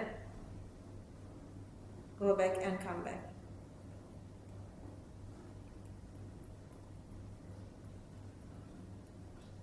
Even I explained like this. She cannot write after removal of HP, HCl.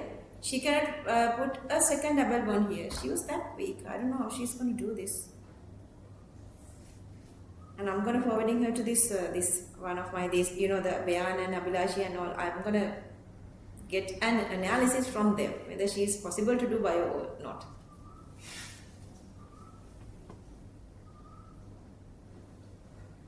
If you are really, really weaker, it simply means your logical part is not enough to do bio. Then you have to go with, the arts or some subjects.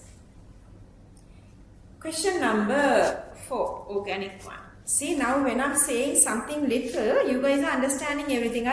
අඬන්නේ කෙනාට ඇහැට ඇඟිල්ලෙන් අයිනවා වගේ කතාවක් තියෙනා නේද? දැන් ඔකලයි වගේ. The crackers රතිඤ්ඤා very first thing light කරාම මොකද වෙන්නේ? පුපුරනනේ පලාතම. දැන් ඔයාලා ඒ ගානට හැදිලා ඉන්නේ. I'm just need to give one single point, then you understand everything is going like that. Your mistakes you understand when I'm saying something very little. So that's how you're supposed to improve.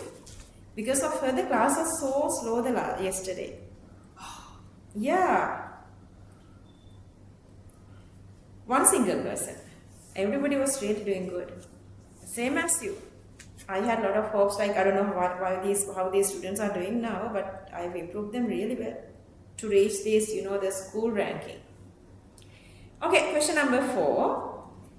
Compounds A and B both have the same molecular formula, C5H10O. Okay, that is my very first hint. Both A and B, orange red with 2,4-DNP. Now I'm going to go there, like, the kindergarten wage, molecular formula homologous series, like, you're not going like that now because you guys are improved really well. So these are carbonyl, aldehydes and ketones, you guys know that.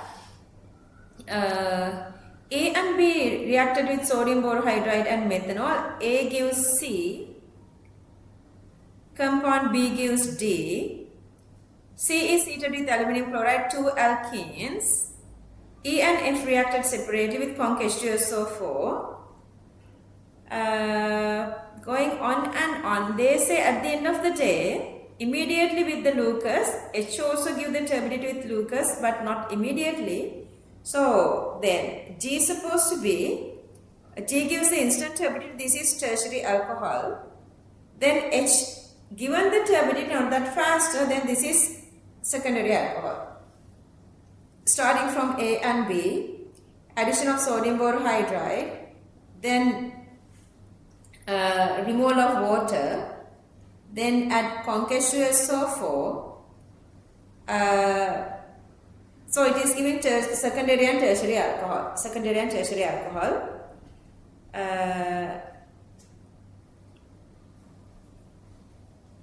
And I'm going back again. My next point. 2,4-DNP. E gives G, F gives H. So,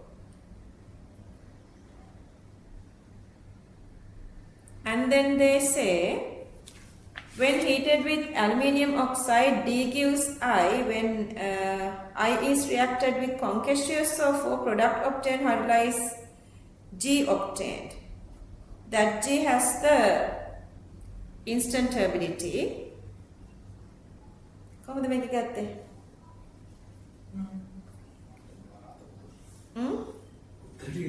Yeah, let's see. I will explain. Because I wasn't reading the question enough, I thought I had the memory, sometimes. Okay, D and H have the same skeletal. Through E and F, same skeletal. So they're supposed to have same skeletal. But if you draw this tertiary alcohol, H is secondary, so this is supposed to be H. This is supposed to be H. And H comes from F. So if you remove the OH, so the double bond supposed to be getting here. Double bond supposed to be getting here. So this is your E then. This is your E then. And this is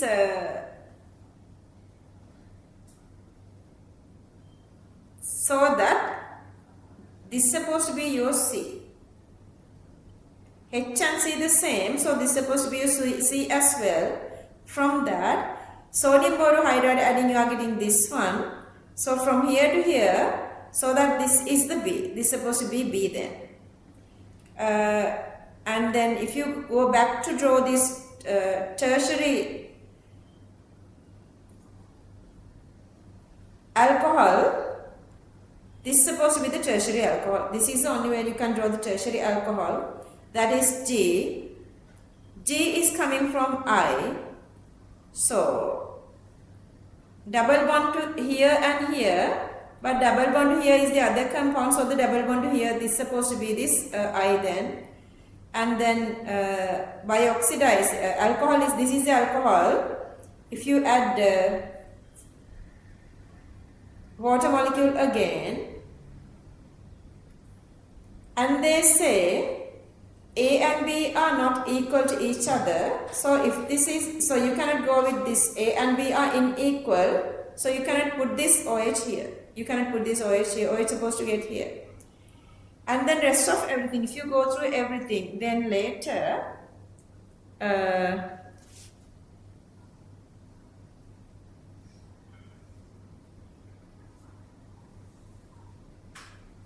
separately with concassous product obtained by hydrolysis, compound E gives G, F gives H, instant turbidity.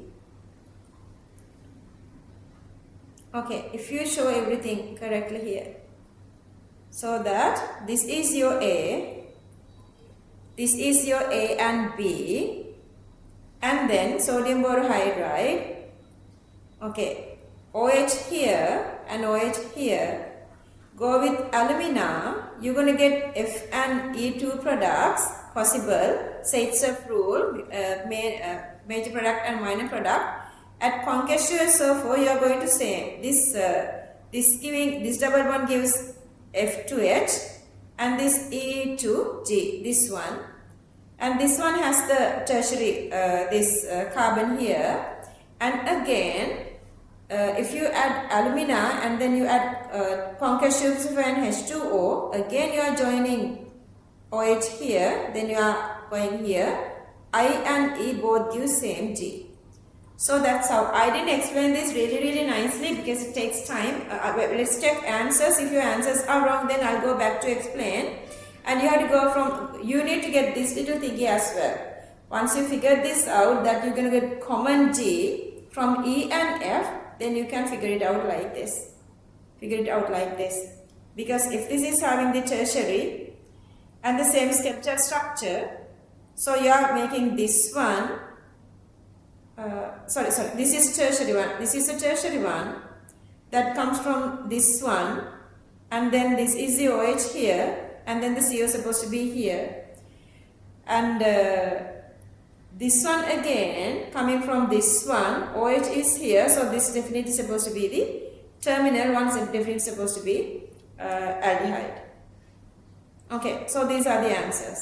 I'm showing everything again here as well. Oops. Okay.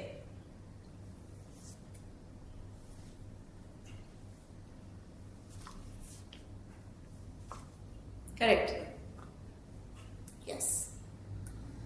Madam, අපි ලියන්නේ මේ OH chat කරන්න ඕන නම් මේ complex tools වල ලියනකොට මේ dialog Yeah, enough.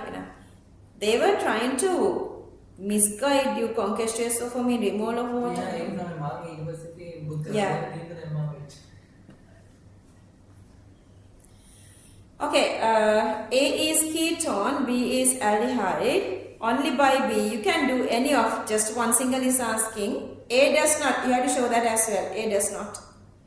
Either, any of one is enough, not all.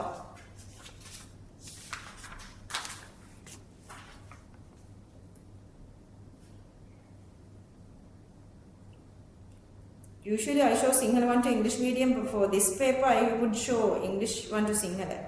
Anyway, okay, this one, Friedel-Crafts acylation. So this is your J here, and then to this you're going to go with this green R. It doesn't matter the triple bond, so that part is joining here. It doesn't matter.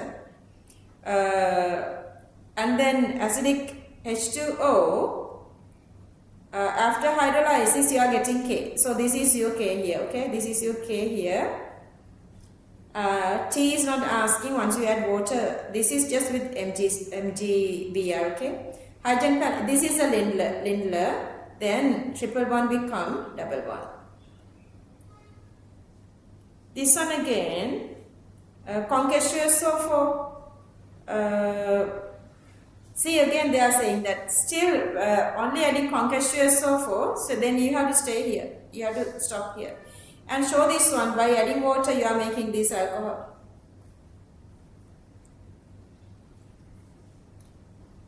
And then these three reactions are asking.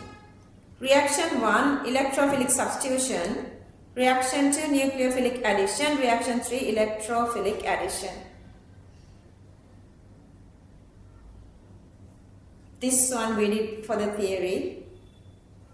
Now they are being really strict. That's why I'm showing you guys these continuously, exactly from the bond, exactly to the atom.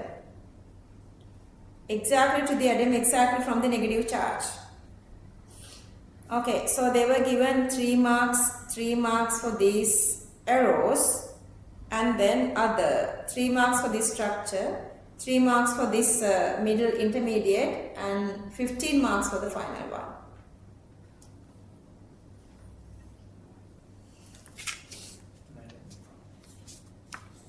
HBR එක ලියනවා. HBR.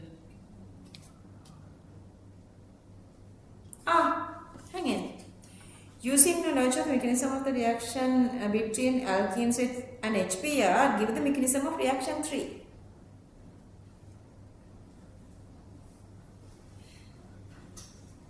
One, blame yourself. Nicely, slowly. Now you guys are having overconfidence. That can you find any place that questions are difficult or harder? No, you are having overconfidence. That's why we have to do all those questions. That's why one by one you guys have to do this. And make sure you guys are doing the second time, third time, fourth time regardless until you reach 100 marks. That is the instruction came through me always, and that was that assured by this island 6 person. He said he did every paper until he reached 100 marks, but he said during the second time he reached 100 marks. That's for him. Let's say we need third time, fourth time. So we're going to do that. Okay, don't worry, don't worry. Huh? You mean the full, this part? Yeah, the third part is something. 3. 15. Yeah, 15 plus 12. 28.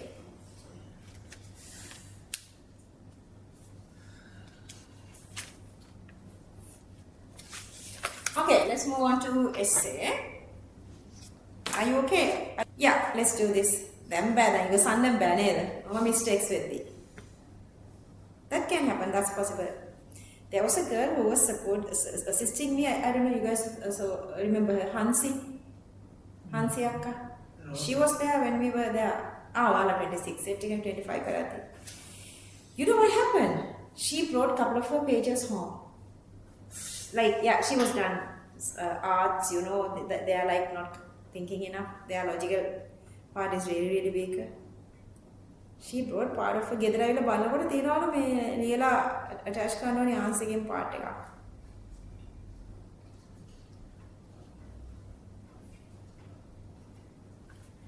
Question number 5. A titration between a monoacidic weak base B 0.15 and HCl 0.1. This is 0.1, 0.15. Kb is also given. 25 cubic centimeter of HCl was using. Titration has done. Calculate the pH of the acid solution. So the initial acid solution is this one. Strong acid, we can directly go with minus log 10 H3O plus. Minus log 10 to the power minus 1 is pH equals to 1. So they were given 2 marks for this and 3 marks for the answer. Anyway, I need these equations for later. So I'm just going to keep this equation. I need that for later references. Calculate the pH of the solution in the initial calculate the pH of the solution in the initial flask after addition of 10 cubic centimeter of solution B. After 10. What is this? This is theory. This is theory. So the HCl total, now we know that it's 0.1, but we have taken 24, that is 25. And then the total B they were using is 0.1 into 10. So that the remaining, because they say after 10, addition of 10. So the remaining is in between these two is this one. But the total volume is now 35 divided by 35. Get the minus log 10 of that. This is directly theory. pH equals to 1.55. Calculate the volume of the weak base solution required to reach the equivalence point. 1.52 Enough, 1.5 enough. More than enough. They don't check up to the last decimal. This cannot act as a buffer. Does not act as a buffer solution because only conjugate acid is present. This consists more acid in excess. Therefore, pH controls by strong acid. This consists only conjugate acid of the weak base. Understood? So they were given to say no 3 marks, for the explanation 3 marks. Or otherwise, unreacted base is not existing much. So I have written like whenever they are saying O, I'm writing that both together as the answer to make it perfect. If let's say if they are adding 1 or 2, let's say part of A is missing, 1 is missing, part of 2 is missing. But if you add these two together, still you are getting marks. Volume of the weak base required. Okay, C1V1 equals to C2V2, B to HCl is 1:1. So that this volume is missing, the concentration given. Volume concentration is here. So that volume is 16.66. I guess we got these exact answers for our theory note as well. Another 10 cubic centimeter volume of weak base was added to the titration flask. After reaching the equivalence point, calculate the pH of the final. They were not given marks for these parts. These are theory, but I'm still explained so that you guys can understand this better. Since a weak base added after equivalence point, it controls pH of the medium. Volume at equivalence point is so that 25 HCl plus 16.67 weak base. So together is this, but then they were adding excess 10 cubic centimeter to this one. So now the new volume is this. So that the reaction is this. B with water, BH plus and OH minus, because now only this B controls the pH after the equivalence point. So we write the KB expression, or you can go this way as well. Assuming the dissociation is negligible, NB we can get directly 0.15 into, they were adding excess 10. This is number of moles, but the total volume is now this. So the number of moles divided by the total volume is the concentration. This is the B concentration they were adding externally. But remember, BH plus was in the medium because now it's the equivalence point. The volume they were adding is 16.66. So that this is the BH plus number of moles. And if you divide by the total volume, now you have BH plus number of moles. To go with the Henderson, I can do this calculation here separately. KB given, out of that you can calculate PKB equals to 5, then go with the Henderson, do the substitution, pH equals 8.78. Extremely easy, extremely easy. Part 5.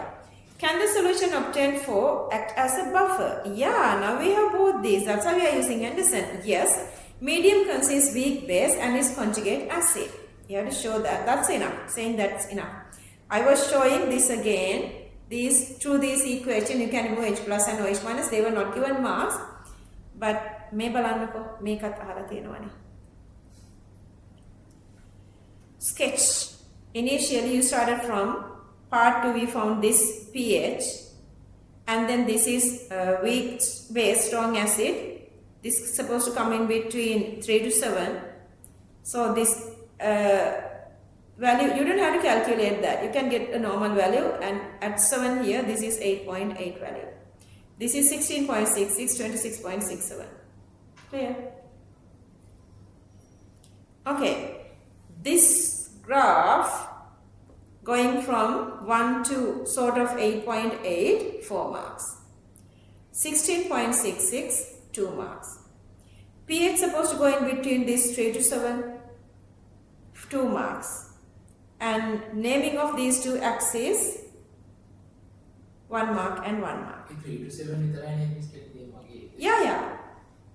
Why? No, my one is kind of because you guys know weak base, strong acid parts only maintaining here.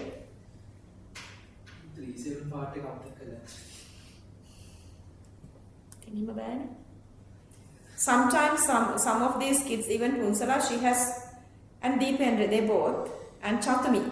I keep forgetting Chatami, she's from English medium. Lyceum Chatami, do you know her? Tarmini Saki. She went to Monitor as well. They all got these answers by doing the calculations, but they were not expecting to calculate this pH at the equivalence point.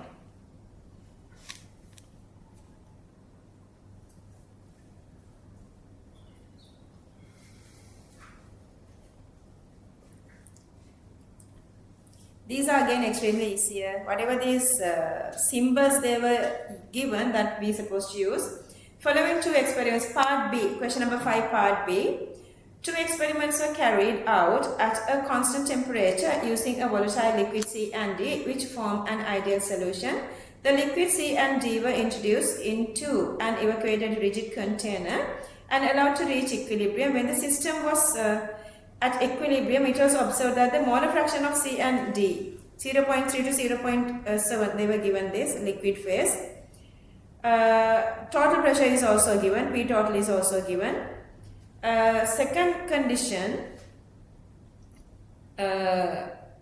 this experiment was carried out different amounts of C and D. This time molar fractions are these, they were given, and then the total pressure is also given.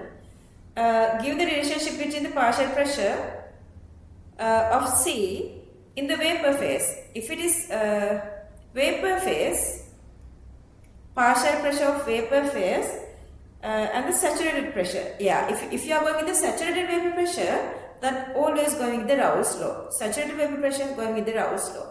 So they were given 5 marks and 4 marks. Saturated vapor pressure of C and D they are asking. Okay, so you're going to go with these simultaneous equations. PC equals P naught C into 3 naught 0.3. PD equals P naught D into 0.7. PC plus PD equals total pressure. So you can derive equation. And still, since I need this is the second test for the second one, so that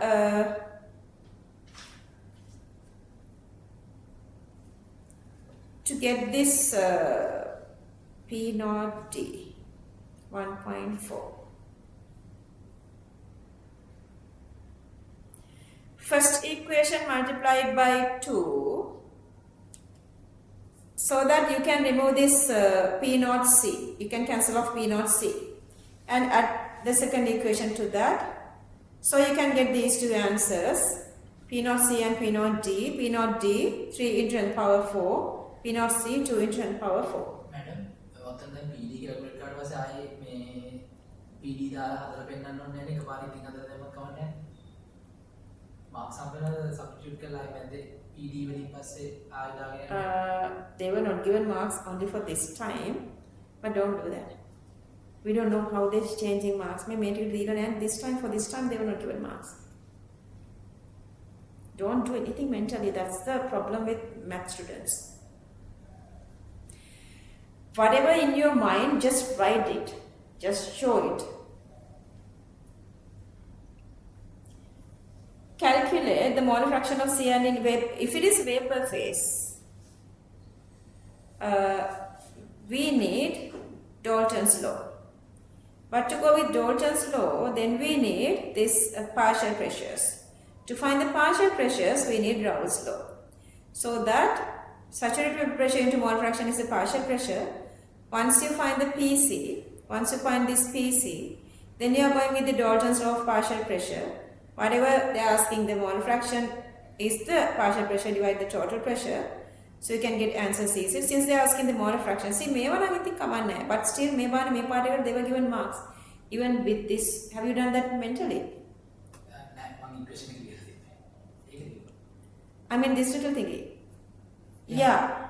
You had to. I did right. You did. You have to. You have to. And then the same way, you can find this molar fraction of the second part. 0.5, 1 minus 0.5 is again 0.5. Then part 5. Show the composition of liquid and vapor phase and relevant pressures in the above two experiments on a pressure composition phase diagram drawn at constant temperature. Alright, if you go with these values, L1, the first condition, 0.22 to 0.3 and this is 0.5 to 0.6. Okay, so that you are starting from 0.6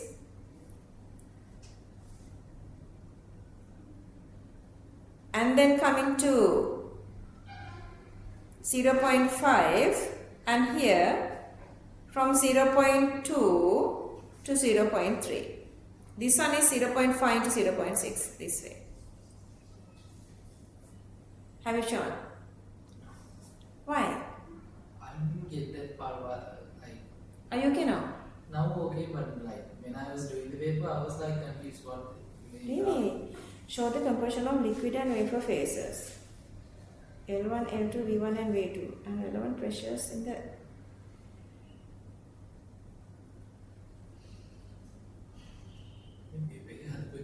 graphic composition.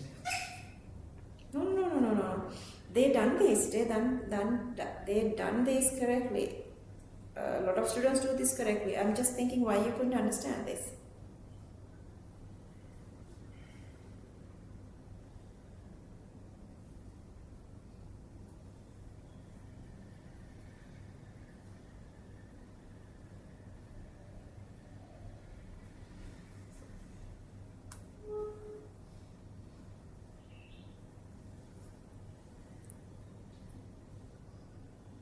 So initially 0.3 and 0.7, C and D.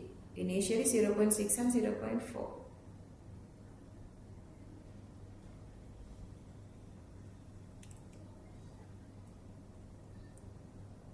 0.3 and 0.6. So 0.2 to 0.3, 0.5 to 0.6. That's what you're supposed to show. Understood? Think, if you feel like you couldn't understand these questions, you have to go continuously read that part until you feel really comfortable. Try to understand the concept. You have to read the full question again. You have to read the full question again. If you are missing a little part, maybe you were not reading the question enough. Moving to question number 6. Okay. An organic solvent OG1 and water aqueous are immiscible and form a biphase system. Partition coefficient of the distribution of X between OG1 and water at temperature T is given here as 4. Amount of 5.0. So they were initially adding 0.5. 0.5 H2 organic 100 cubic centimeter and water 100 cubic centimeter is there. Equilibrium reached at T. Calculate the concentration of X in OG1 and water. So as a data they were given this one. So that, let's say initially you had 0.5. If A is distributing to aqueous layer, the remaining 0.5 minus A. Number of volume is equivalence to, since the volume is equal, see the volumes are equal. So number of moles and concentrations are equal. So that, I'm not dividing this by volumes, okay? Volume can cancel off. So that by that, equalizing that to Kd, you can find A. 0.5 minus A is then the organic phase, so that each having this 100 cubic centimeter dividing by, you can find these concentrations. Concentrations initially after equilibrium in organic and aqueous layer. And then the composition Y is compound Y is soluble only in the, may they get connected the A and B, yeah, it's connected. That's why they asked us to find that part. Okay, the compound Y is soluble only in the aqueous phase. In the aqueous phase, X and Y react to give Z. Okay, now they were adding Y to this one, but Y is reacting with Z at aqueous layer. So X supposed to have two different conditions, going with organic layer and also having this reaction with Y. A series of biphasic system containing OG1 and water were separated. Then different amounts of X were distributed in the biphasic systems and the system were allowed to reach equilibrium. The initial rate of the reaction between X and Y in the aqueous phase was measured after adding Y into the aqueous phase of this biphasic system. Results of these are showing here. Temperature is constant.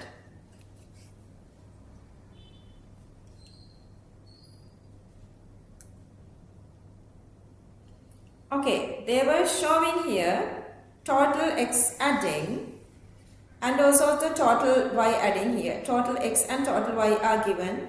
Here the volumes are 100 and here volume is 50. Initial rate is also given so that we can go with rate equations as well. Okay, given that the concentration of X and Y in the aqueous phase respectively, write the rate expression for the reaction in terms of these two. Okay, rate expression, you can just write taking these orders as M and N. So you can write rate expression this way, but still they accept these as well. Whatever it is, they accept. So since these are reactants and reactants are using, you go with the negative charges here. Anyway, they were given 10 marks. Part 2.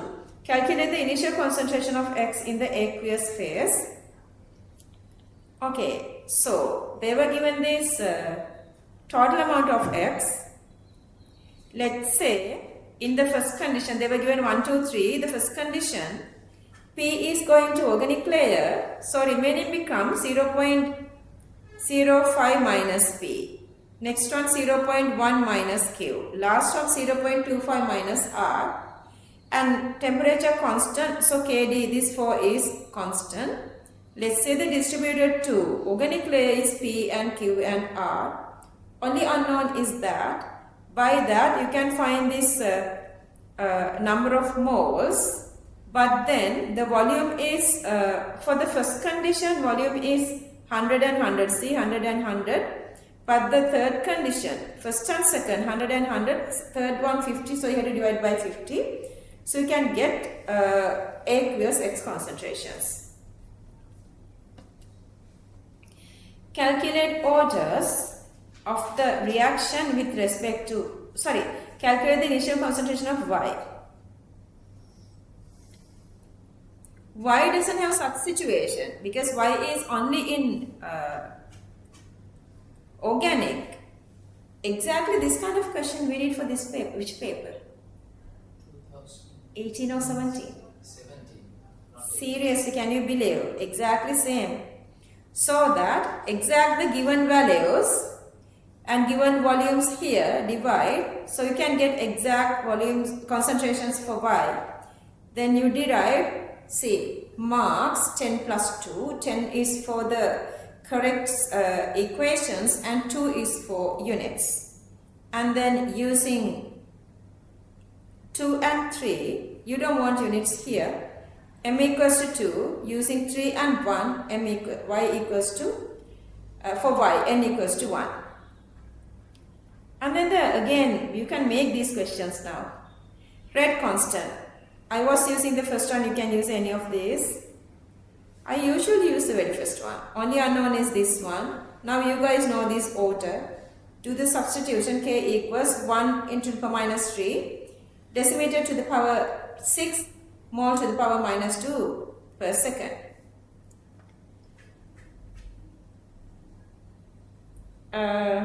Is this suitable experiment to study the effect of temperature on the rate of reaction? Explain answer.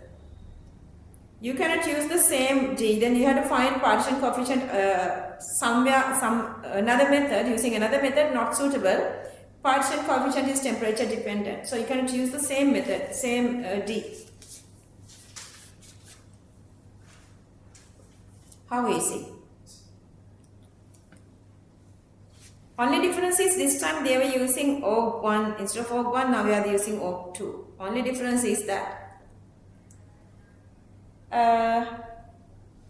the solvent 2 and water immiscible X 0.2. This time X 0.2.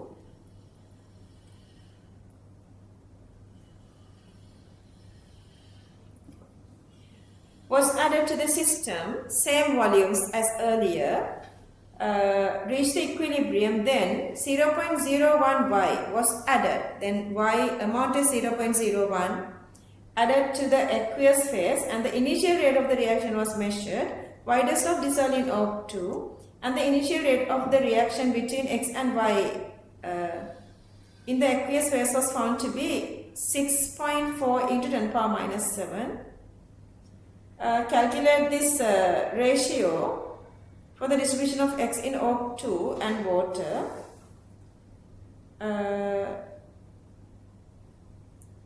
O2 is the concentration of X. O2 concentration is the concentration of X in the O2 phase. Between, yeah, they're just saying this, introducing these two. They want us to calculate this partition coefficient. Okay, so that rate, you can write the same way, this one. So the temperature constant, so that K is also constant. Anyway, for that you need to find this Y. They were given Y concentration is 0.01. Same volume is here 100. So divide by 100, so that is 0.1. Alright, so that using this same equation, same temperature, using this same equation, I don't know only this X here, Y we calculated here 0.1.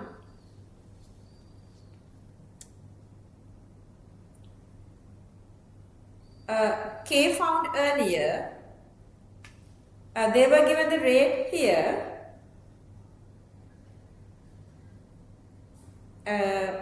We found Y from here.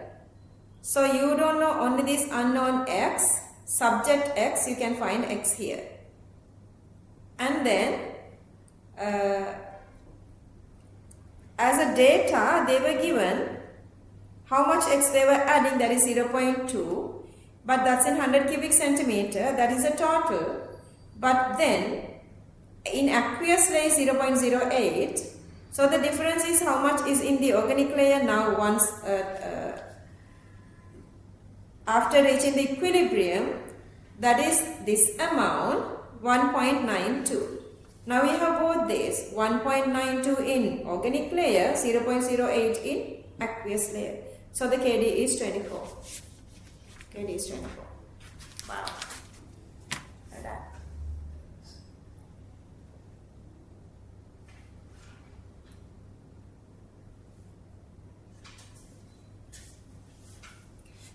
Okay.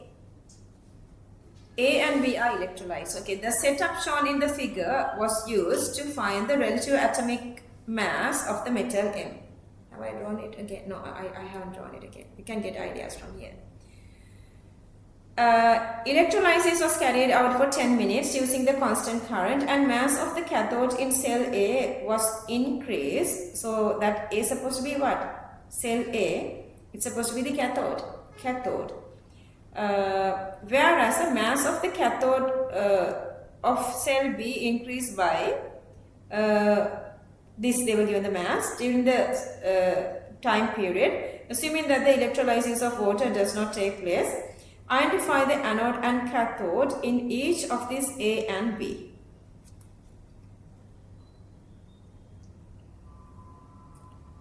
Okay, see. Sinhala ekada clear කියලා. මේක little clear. Okay, so if this is plus, then this also supposed to be plus. If this is minus, this also supposed to be minus. Once you get that, writing everything is really easy. Okay. Both are electrolytic cells. The electrode 1 connected to plus terminal of the constant current supplier. So that's supposed to be positive, 1 supposed to be positive. In electrolytic cells, positive mean anode going through the oxidation.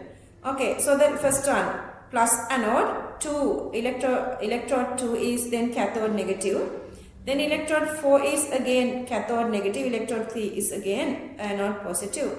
Then they are asking this cell A and cell B, anode reaction and cathode reaction. Is it okay? Because they were given normal these metals and their oxidation numbers given copper 2 plus M3 plus, so you can write these equations very easily. Calculate the constant current used in electrolysis. Okay, to get this one, they were given the discharge mass, this one. Divide by the molar mass to get the number of moles. Copper has 2 plus charges, or there are 2 electrons. So for 2 electrons, total current is supposed to be this. But we don't have that. We have only 5 into 10 power minus 4 moles. This is per mole. If this is per mole, if you multiply number of moles, you can get the total charge. Total charge required for 5 into 10 power minus 4 moles, and that is this. And then the time, 10 minutes mean 60, multiply 60 means 600, then Q equals IT, I equals Q over T. So it is 0.16 ampere. Got it? Well done, well done. Part 4. Calculate the relative atomic mass of metal M. Okay, on 4 electrode of cell B, cathode, M deposits, its mass is increasing. So that the increased mass is this. Number of moles is mass divided by the molar mass. And then Q equals IT. And then this whole part, number of moles,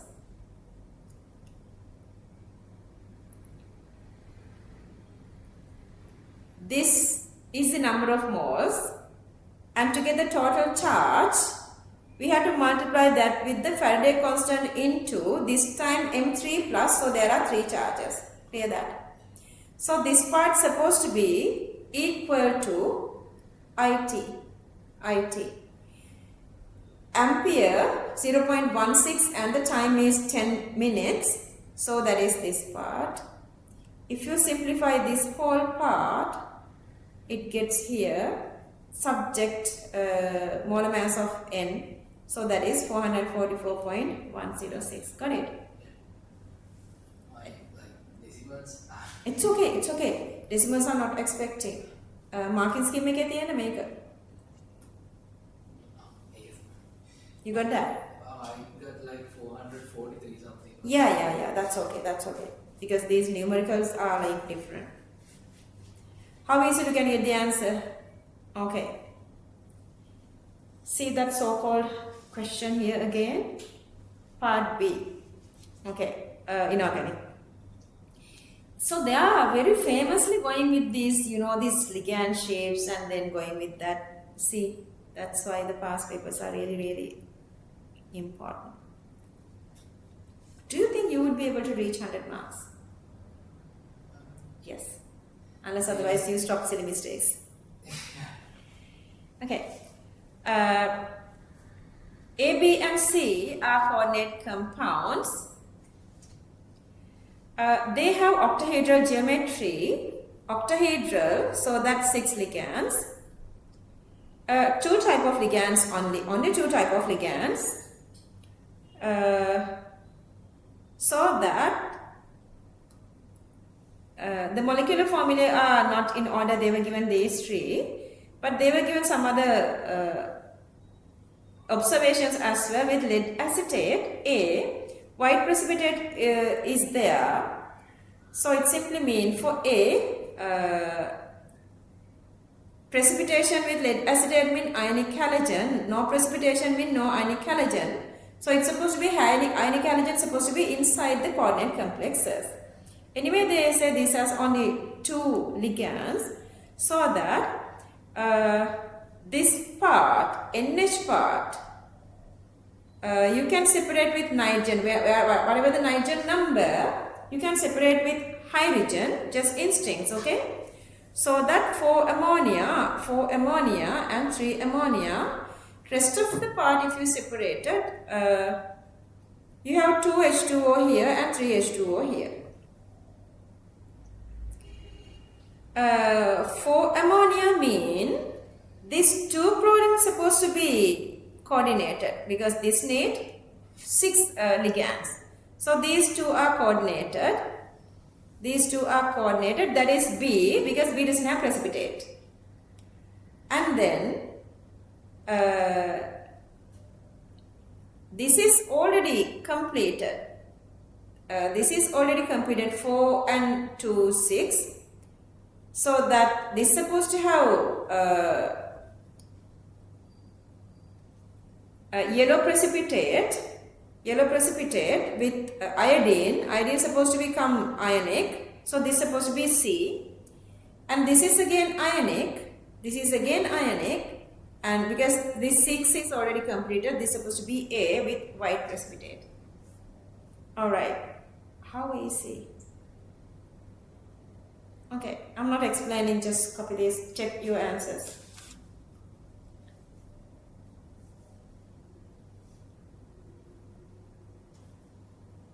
Chemical test.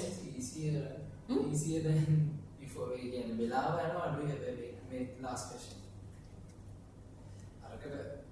Less timing. Yeah. Remember, physical chemistry usually takes time. That's because for physical chemistry, they want you guys to write steps. Each and every steps, they are giving marks for steps. These are, you are just thinking with the mind and you are giving the answer. That's why, the difference.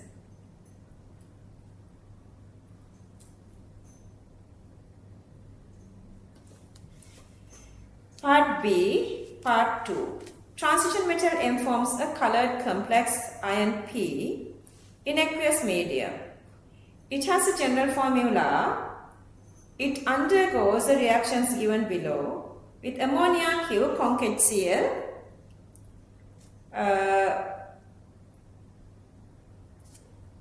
this is green color precipitate with ammonia. Iron or nickel is possible. With concave Cl yellow color solutions, all those are yellow. All those are yellow. And then for Q, once you add excess ammonia, deep blue is definitely nickel. Definitely nickel. Okay, and this side also like nickel is there as well. Identify M.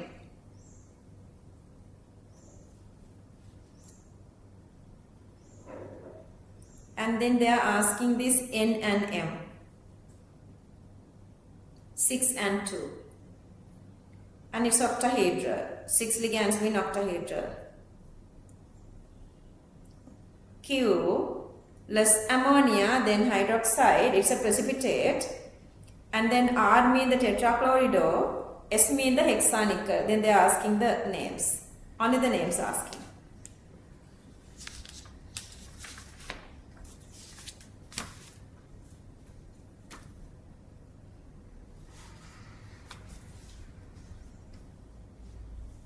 This time they are strictly maintaining to their promises. Whatever these questions are coming from physical, then physical plus inorganic, and then 8th one organic, 9th one inorganic, so on they are maintaining nicely.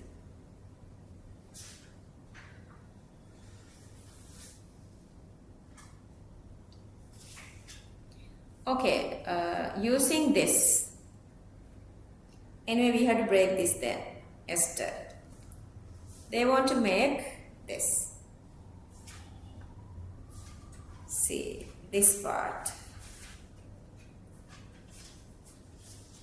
is there. OCSU are not using. So we had to break this up, then come back with Grignard. How easy? How easy? Okay, so they were given this lithium aluminum hydride. So you can get here, from that, add halogen and then get to Grignard. You are adding Grignard to this same here. Ester Grignard, you are joining 2 of these and then removal of this OH. All these positions are possible. See, exactly same 3 carbon, 3 parts are here. How easy. This one is extremely easy.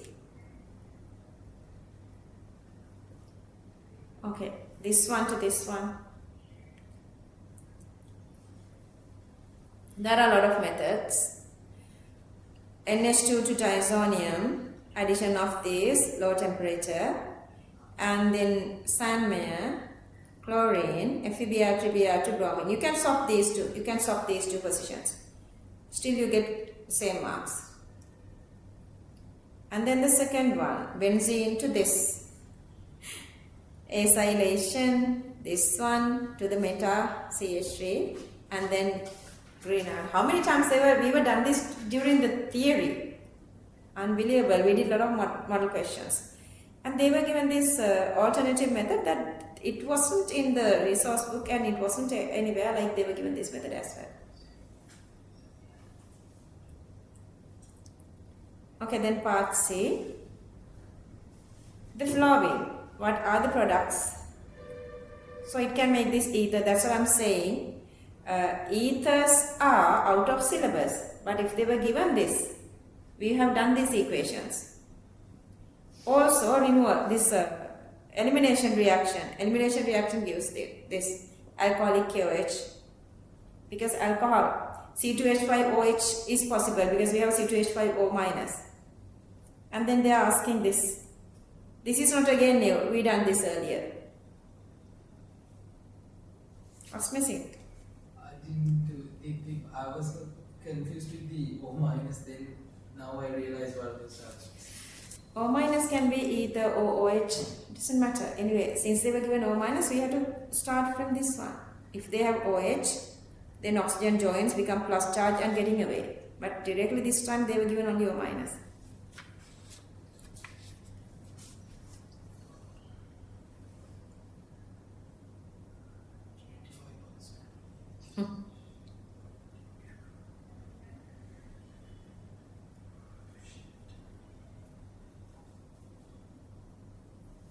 Question number 9.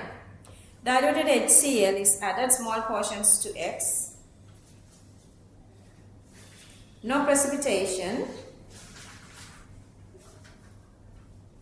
So the group 1, these silver, lead, mercurous, not there. H2S, black precipitate, group 2, mercuric, bismuth, copper are there. This is group 3, green precipitate, either ferrous or chromium, because they were not adding nitric here. Remember, there are no nitric. And this time H2S, that is group 4, white precipitate, zinc sulfide definitely. Group 5, white precipitate, all these are possible. All these are possible. And then P1, dissolving in nitric and add ammonium hydroxide, a deep blue color.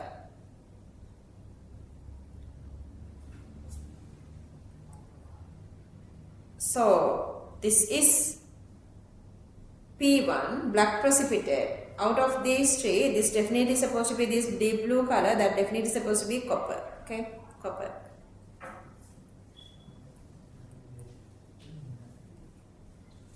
And then this P2, excess sodium hydroxide, may H2O2 kata kapugaman kawuda? Chrome Cr3+. Got it? Yeah. Yellow color, they are giving that. HCl sodium hydroxide, white precipitate, we already know that is zinc. That is zinc, we know that. And then brick red flame, that is calcium. Answers.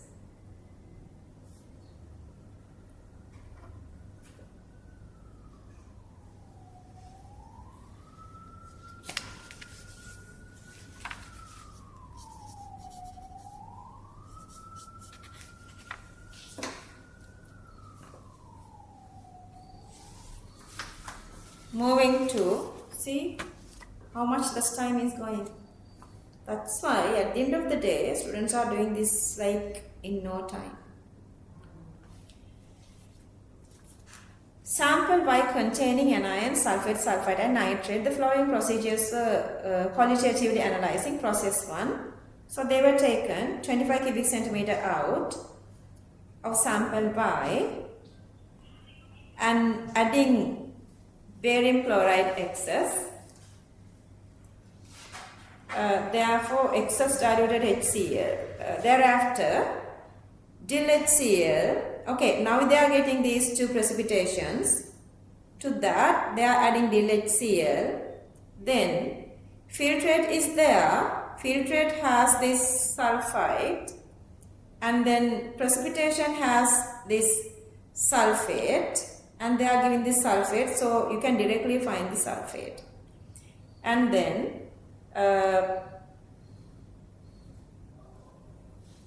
they were make it part.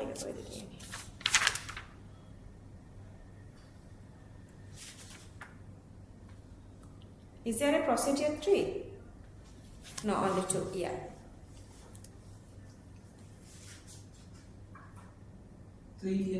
කදනද?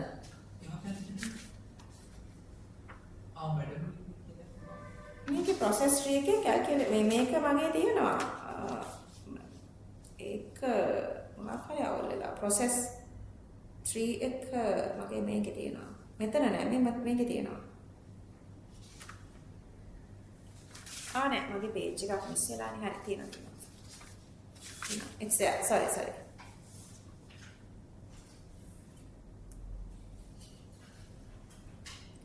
And then moving to process 2 here. then again they were separating again another 25 cubic centimeter. To that, they were adding H2SO4 and 5% KiO3, and it is releasing I2 with SO3, and that I2 is then reacting with sodium thiosulfate. From that we can find SO3 2 minus. And then the process 3, process 1 එකේ මෙන්න මේ part එක filtrate, because we were adding HCl here, so you're going to neutralize with sodium hydroxide. Then you're adding excess aluminium, so the nitrate acidification test release ammonia at HCl. Excess HCl is reacting with sodium hydroxide. How easy? Once you read the question, don't you feel like you already created the answer? You already imagined the answer. Okay. Okay, SO3, barium sulfide, SO4 with barium sulfate, but SO3 get dissolves. At the end of the day, only the barium sulfate insoluble is remaining. And then process 2, iodate, release I2, sulfide controls to sulfate. And so that this is a full reaction. I don't recommend you guys to go like this. I want you guys to do exactly this one. If you done this one, they were given the full 10 marks for this. No, 7 marks for this one. And then I don't want you guys to go like this. Just practice this way. And then this I2 is reacting with thiosulfate, and that is then this equation. I was just showing, okay? Then sulfide to thiosulfate. This I2 cancelling off.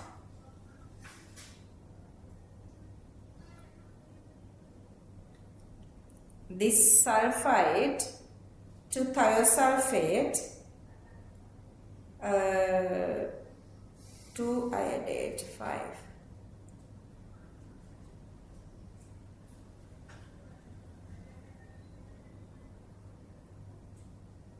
Yeah, you have 2 here. Sorry, not thiosulfate. You are going with tetra, not thiosulfate. This is 5:2. So that the ratio is 5:2 here. So that answer is extremely easier. But before that, let's move on to the third one. This is the nitrate ionification test. And then this formed ammonia is reacting with HCl. Remaining HCl is reacting with sodium hydroxide. So that the process 1, they were given the barium sulfate. Molar mass you have to calculate.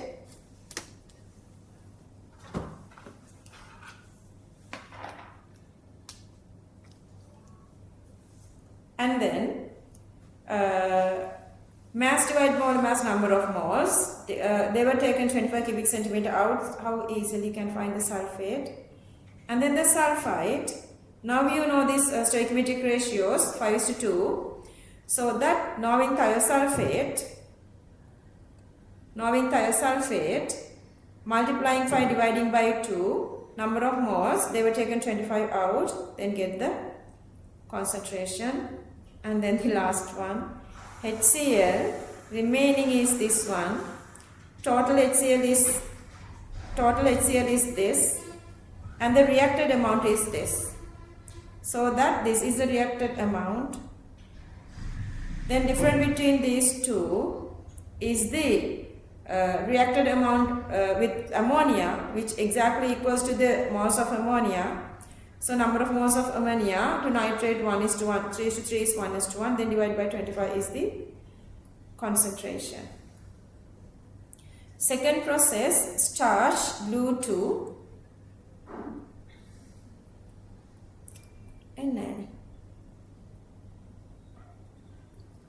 blue to colorless, and this one dichromate, red, orange to yellow.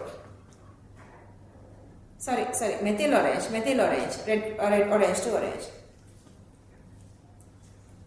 Oh my goodness, are we done? Yeah. Okay guys, question number 10.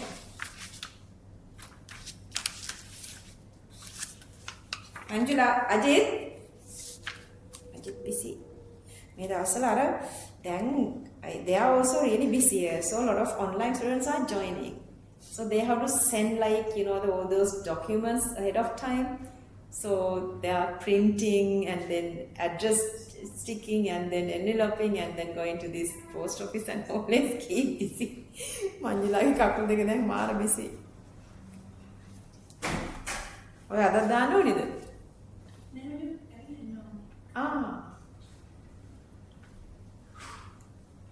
මේ රත්නපුරේ කට්ටිය. They don't come physically.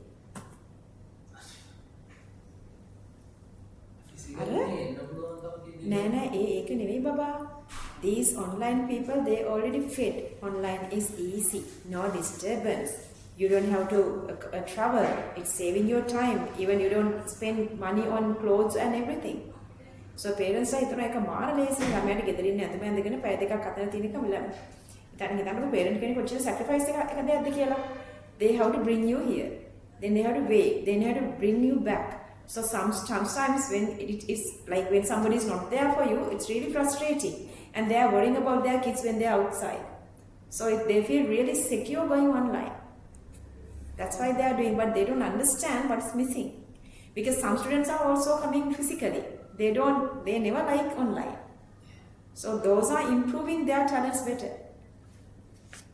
Question number 10. As I told you guys always, we are going always with this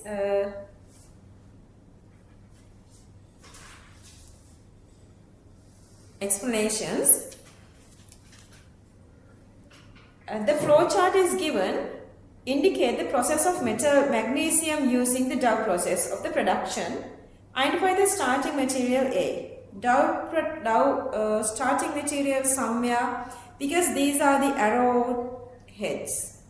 So they have to start from here and here. Simple. Okay, and then somehow they say this is calcium oxide, so this is supposed to be calcium carbonate. Then you are starting from here, this is the seawater. To that you are adding calcium oxide, so you are making calcium hydroxide precipitation. And then same Q and Q producing here. R and T, R aqueous. Okay, so to that you are adding. Now it is making inside the mixture calcium hydroxide and magnesium hydroxide together. Magnesium, calcium oxide and magnesium here makes a magnesium hydroxide. So this is magnesium hydroxide. Then dissolving with HCl. So they are producing HCl. And then this is dissolution. You are making magnesium chloride. And then by the electrolysis finally you are making this one. So this is supposed to be electrolyzing. Before that you have to dry this one, so this is supposed to be evaporation then. And then this part is supposed to be recycling going back. You guys know recycling part going with HCl. This is definitely HCl. This is also then HCl. This is supposed to be then definitely magnesium chloride. Back and forth you can get there. So this T is Cl2 gas with water gives Q and H2O. Q mean HCl. Very easily you can figure this out.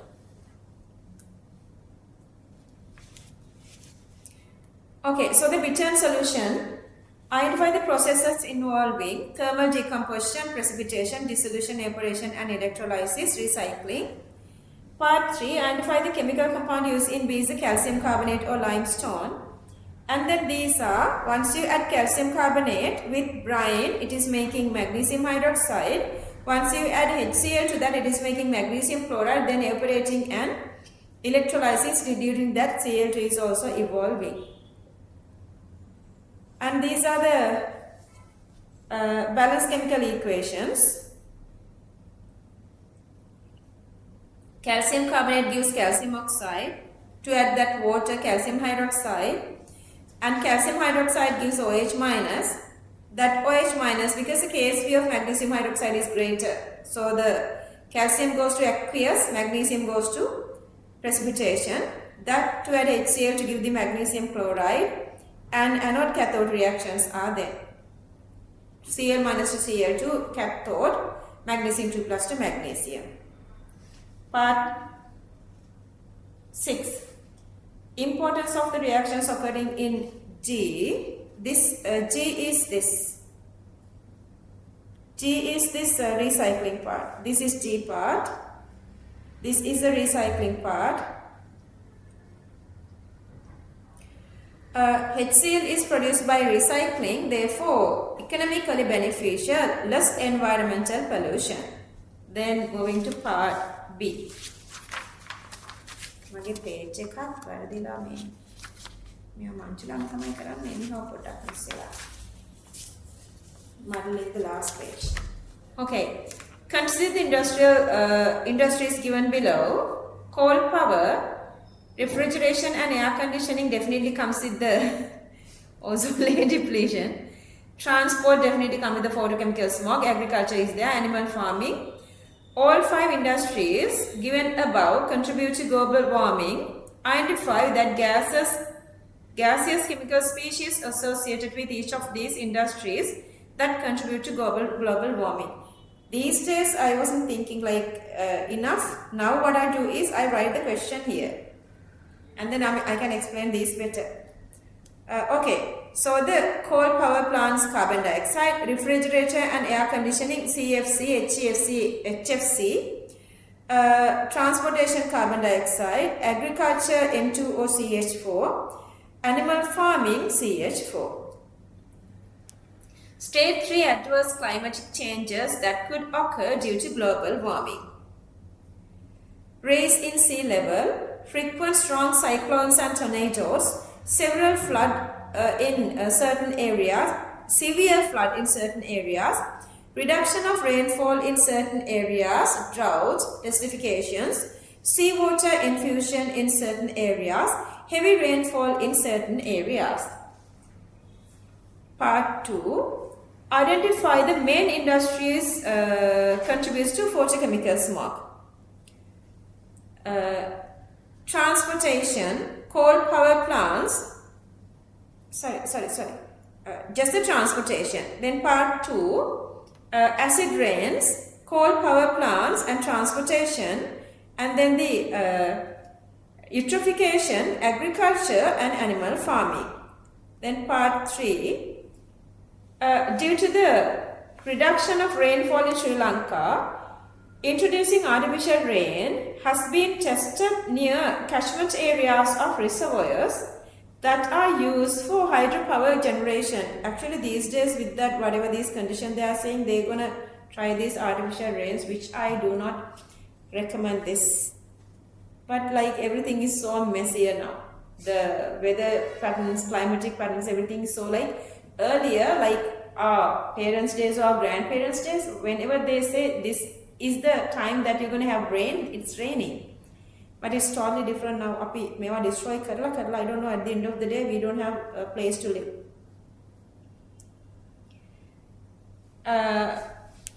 In this process, fine particles of hygroscopic salt, sodium chloride, calcium chloride and sodium bromide are sprayed into induced cloud formation by condensation of water vapor. Are you guys understanding the principle here? When you add this source to water, water gets heavier, then they are falling down. Artificial rain. From the list of below, select the water quality parameters that are directly affected. Conductivity. Concentration of iron increases, conductivity increases. Part 2. Unaffected. pH, turbidity, dissolved O2 are not changing. These salts are strong acid base, strong base or neutral. pH is unaffected.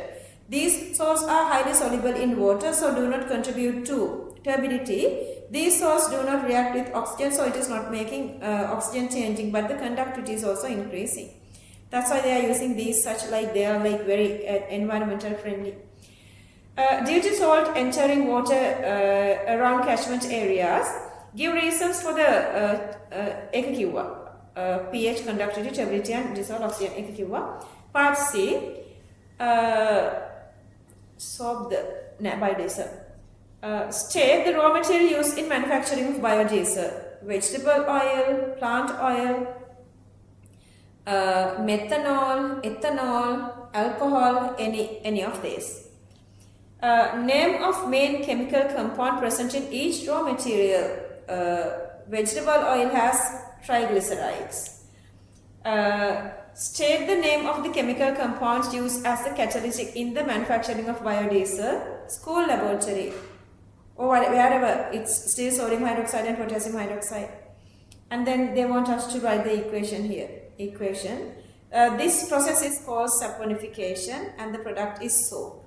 Product is soap. That's all.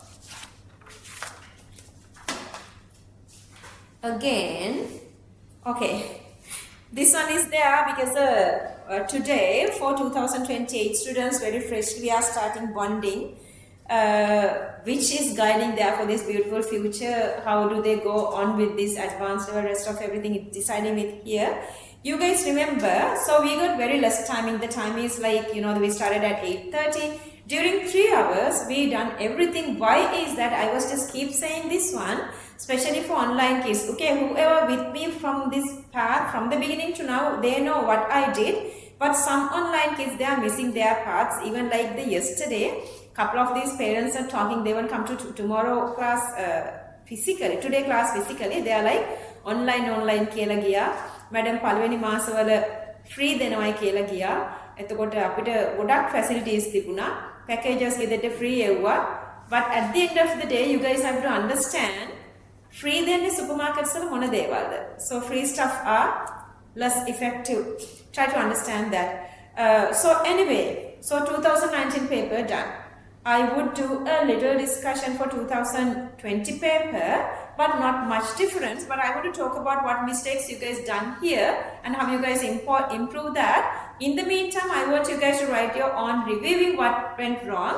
Now, I guess you guys are having this more confidence, overconfidence. Sometimes you do mistakes. So I will talk about during this explanation of these instructions, how would you answer this 2020 paper.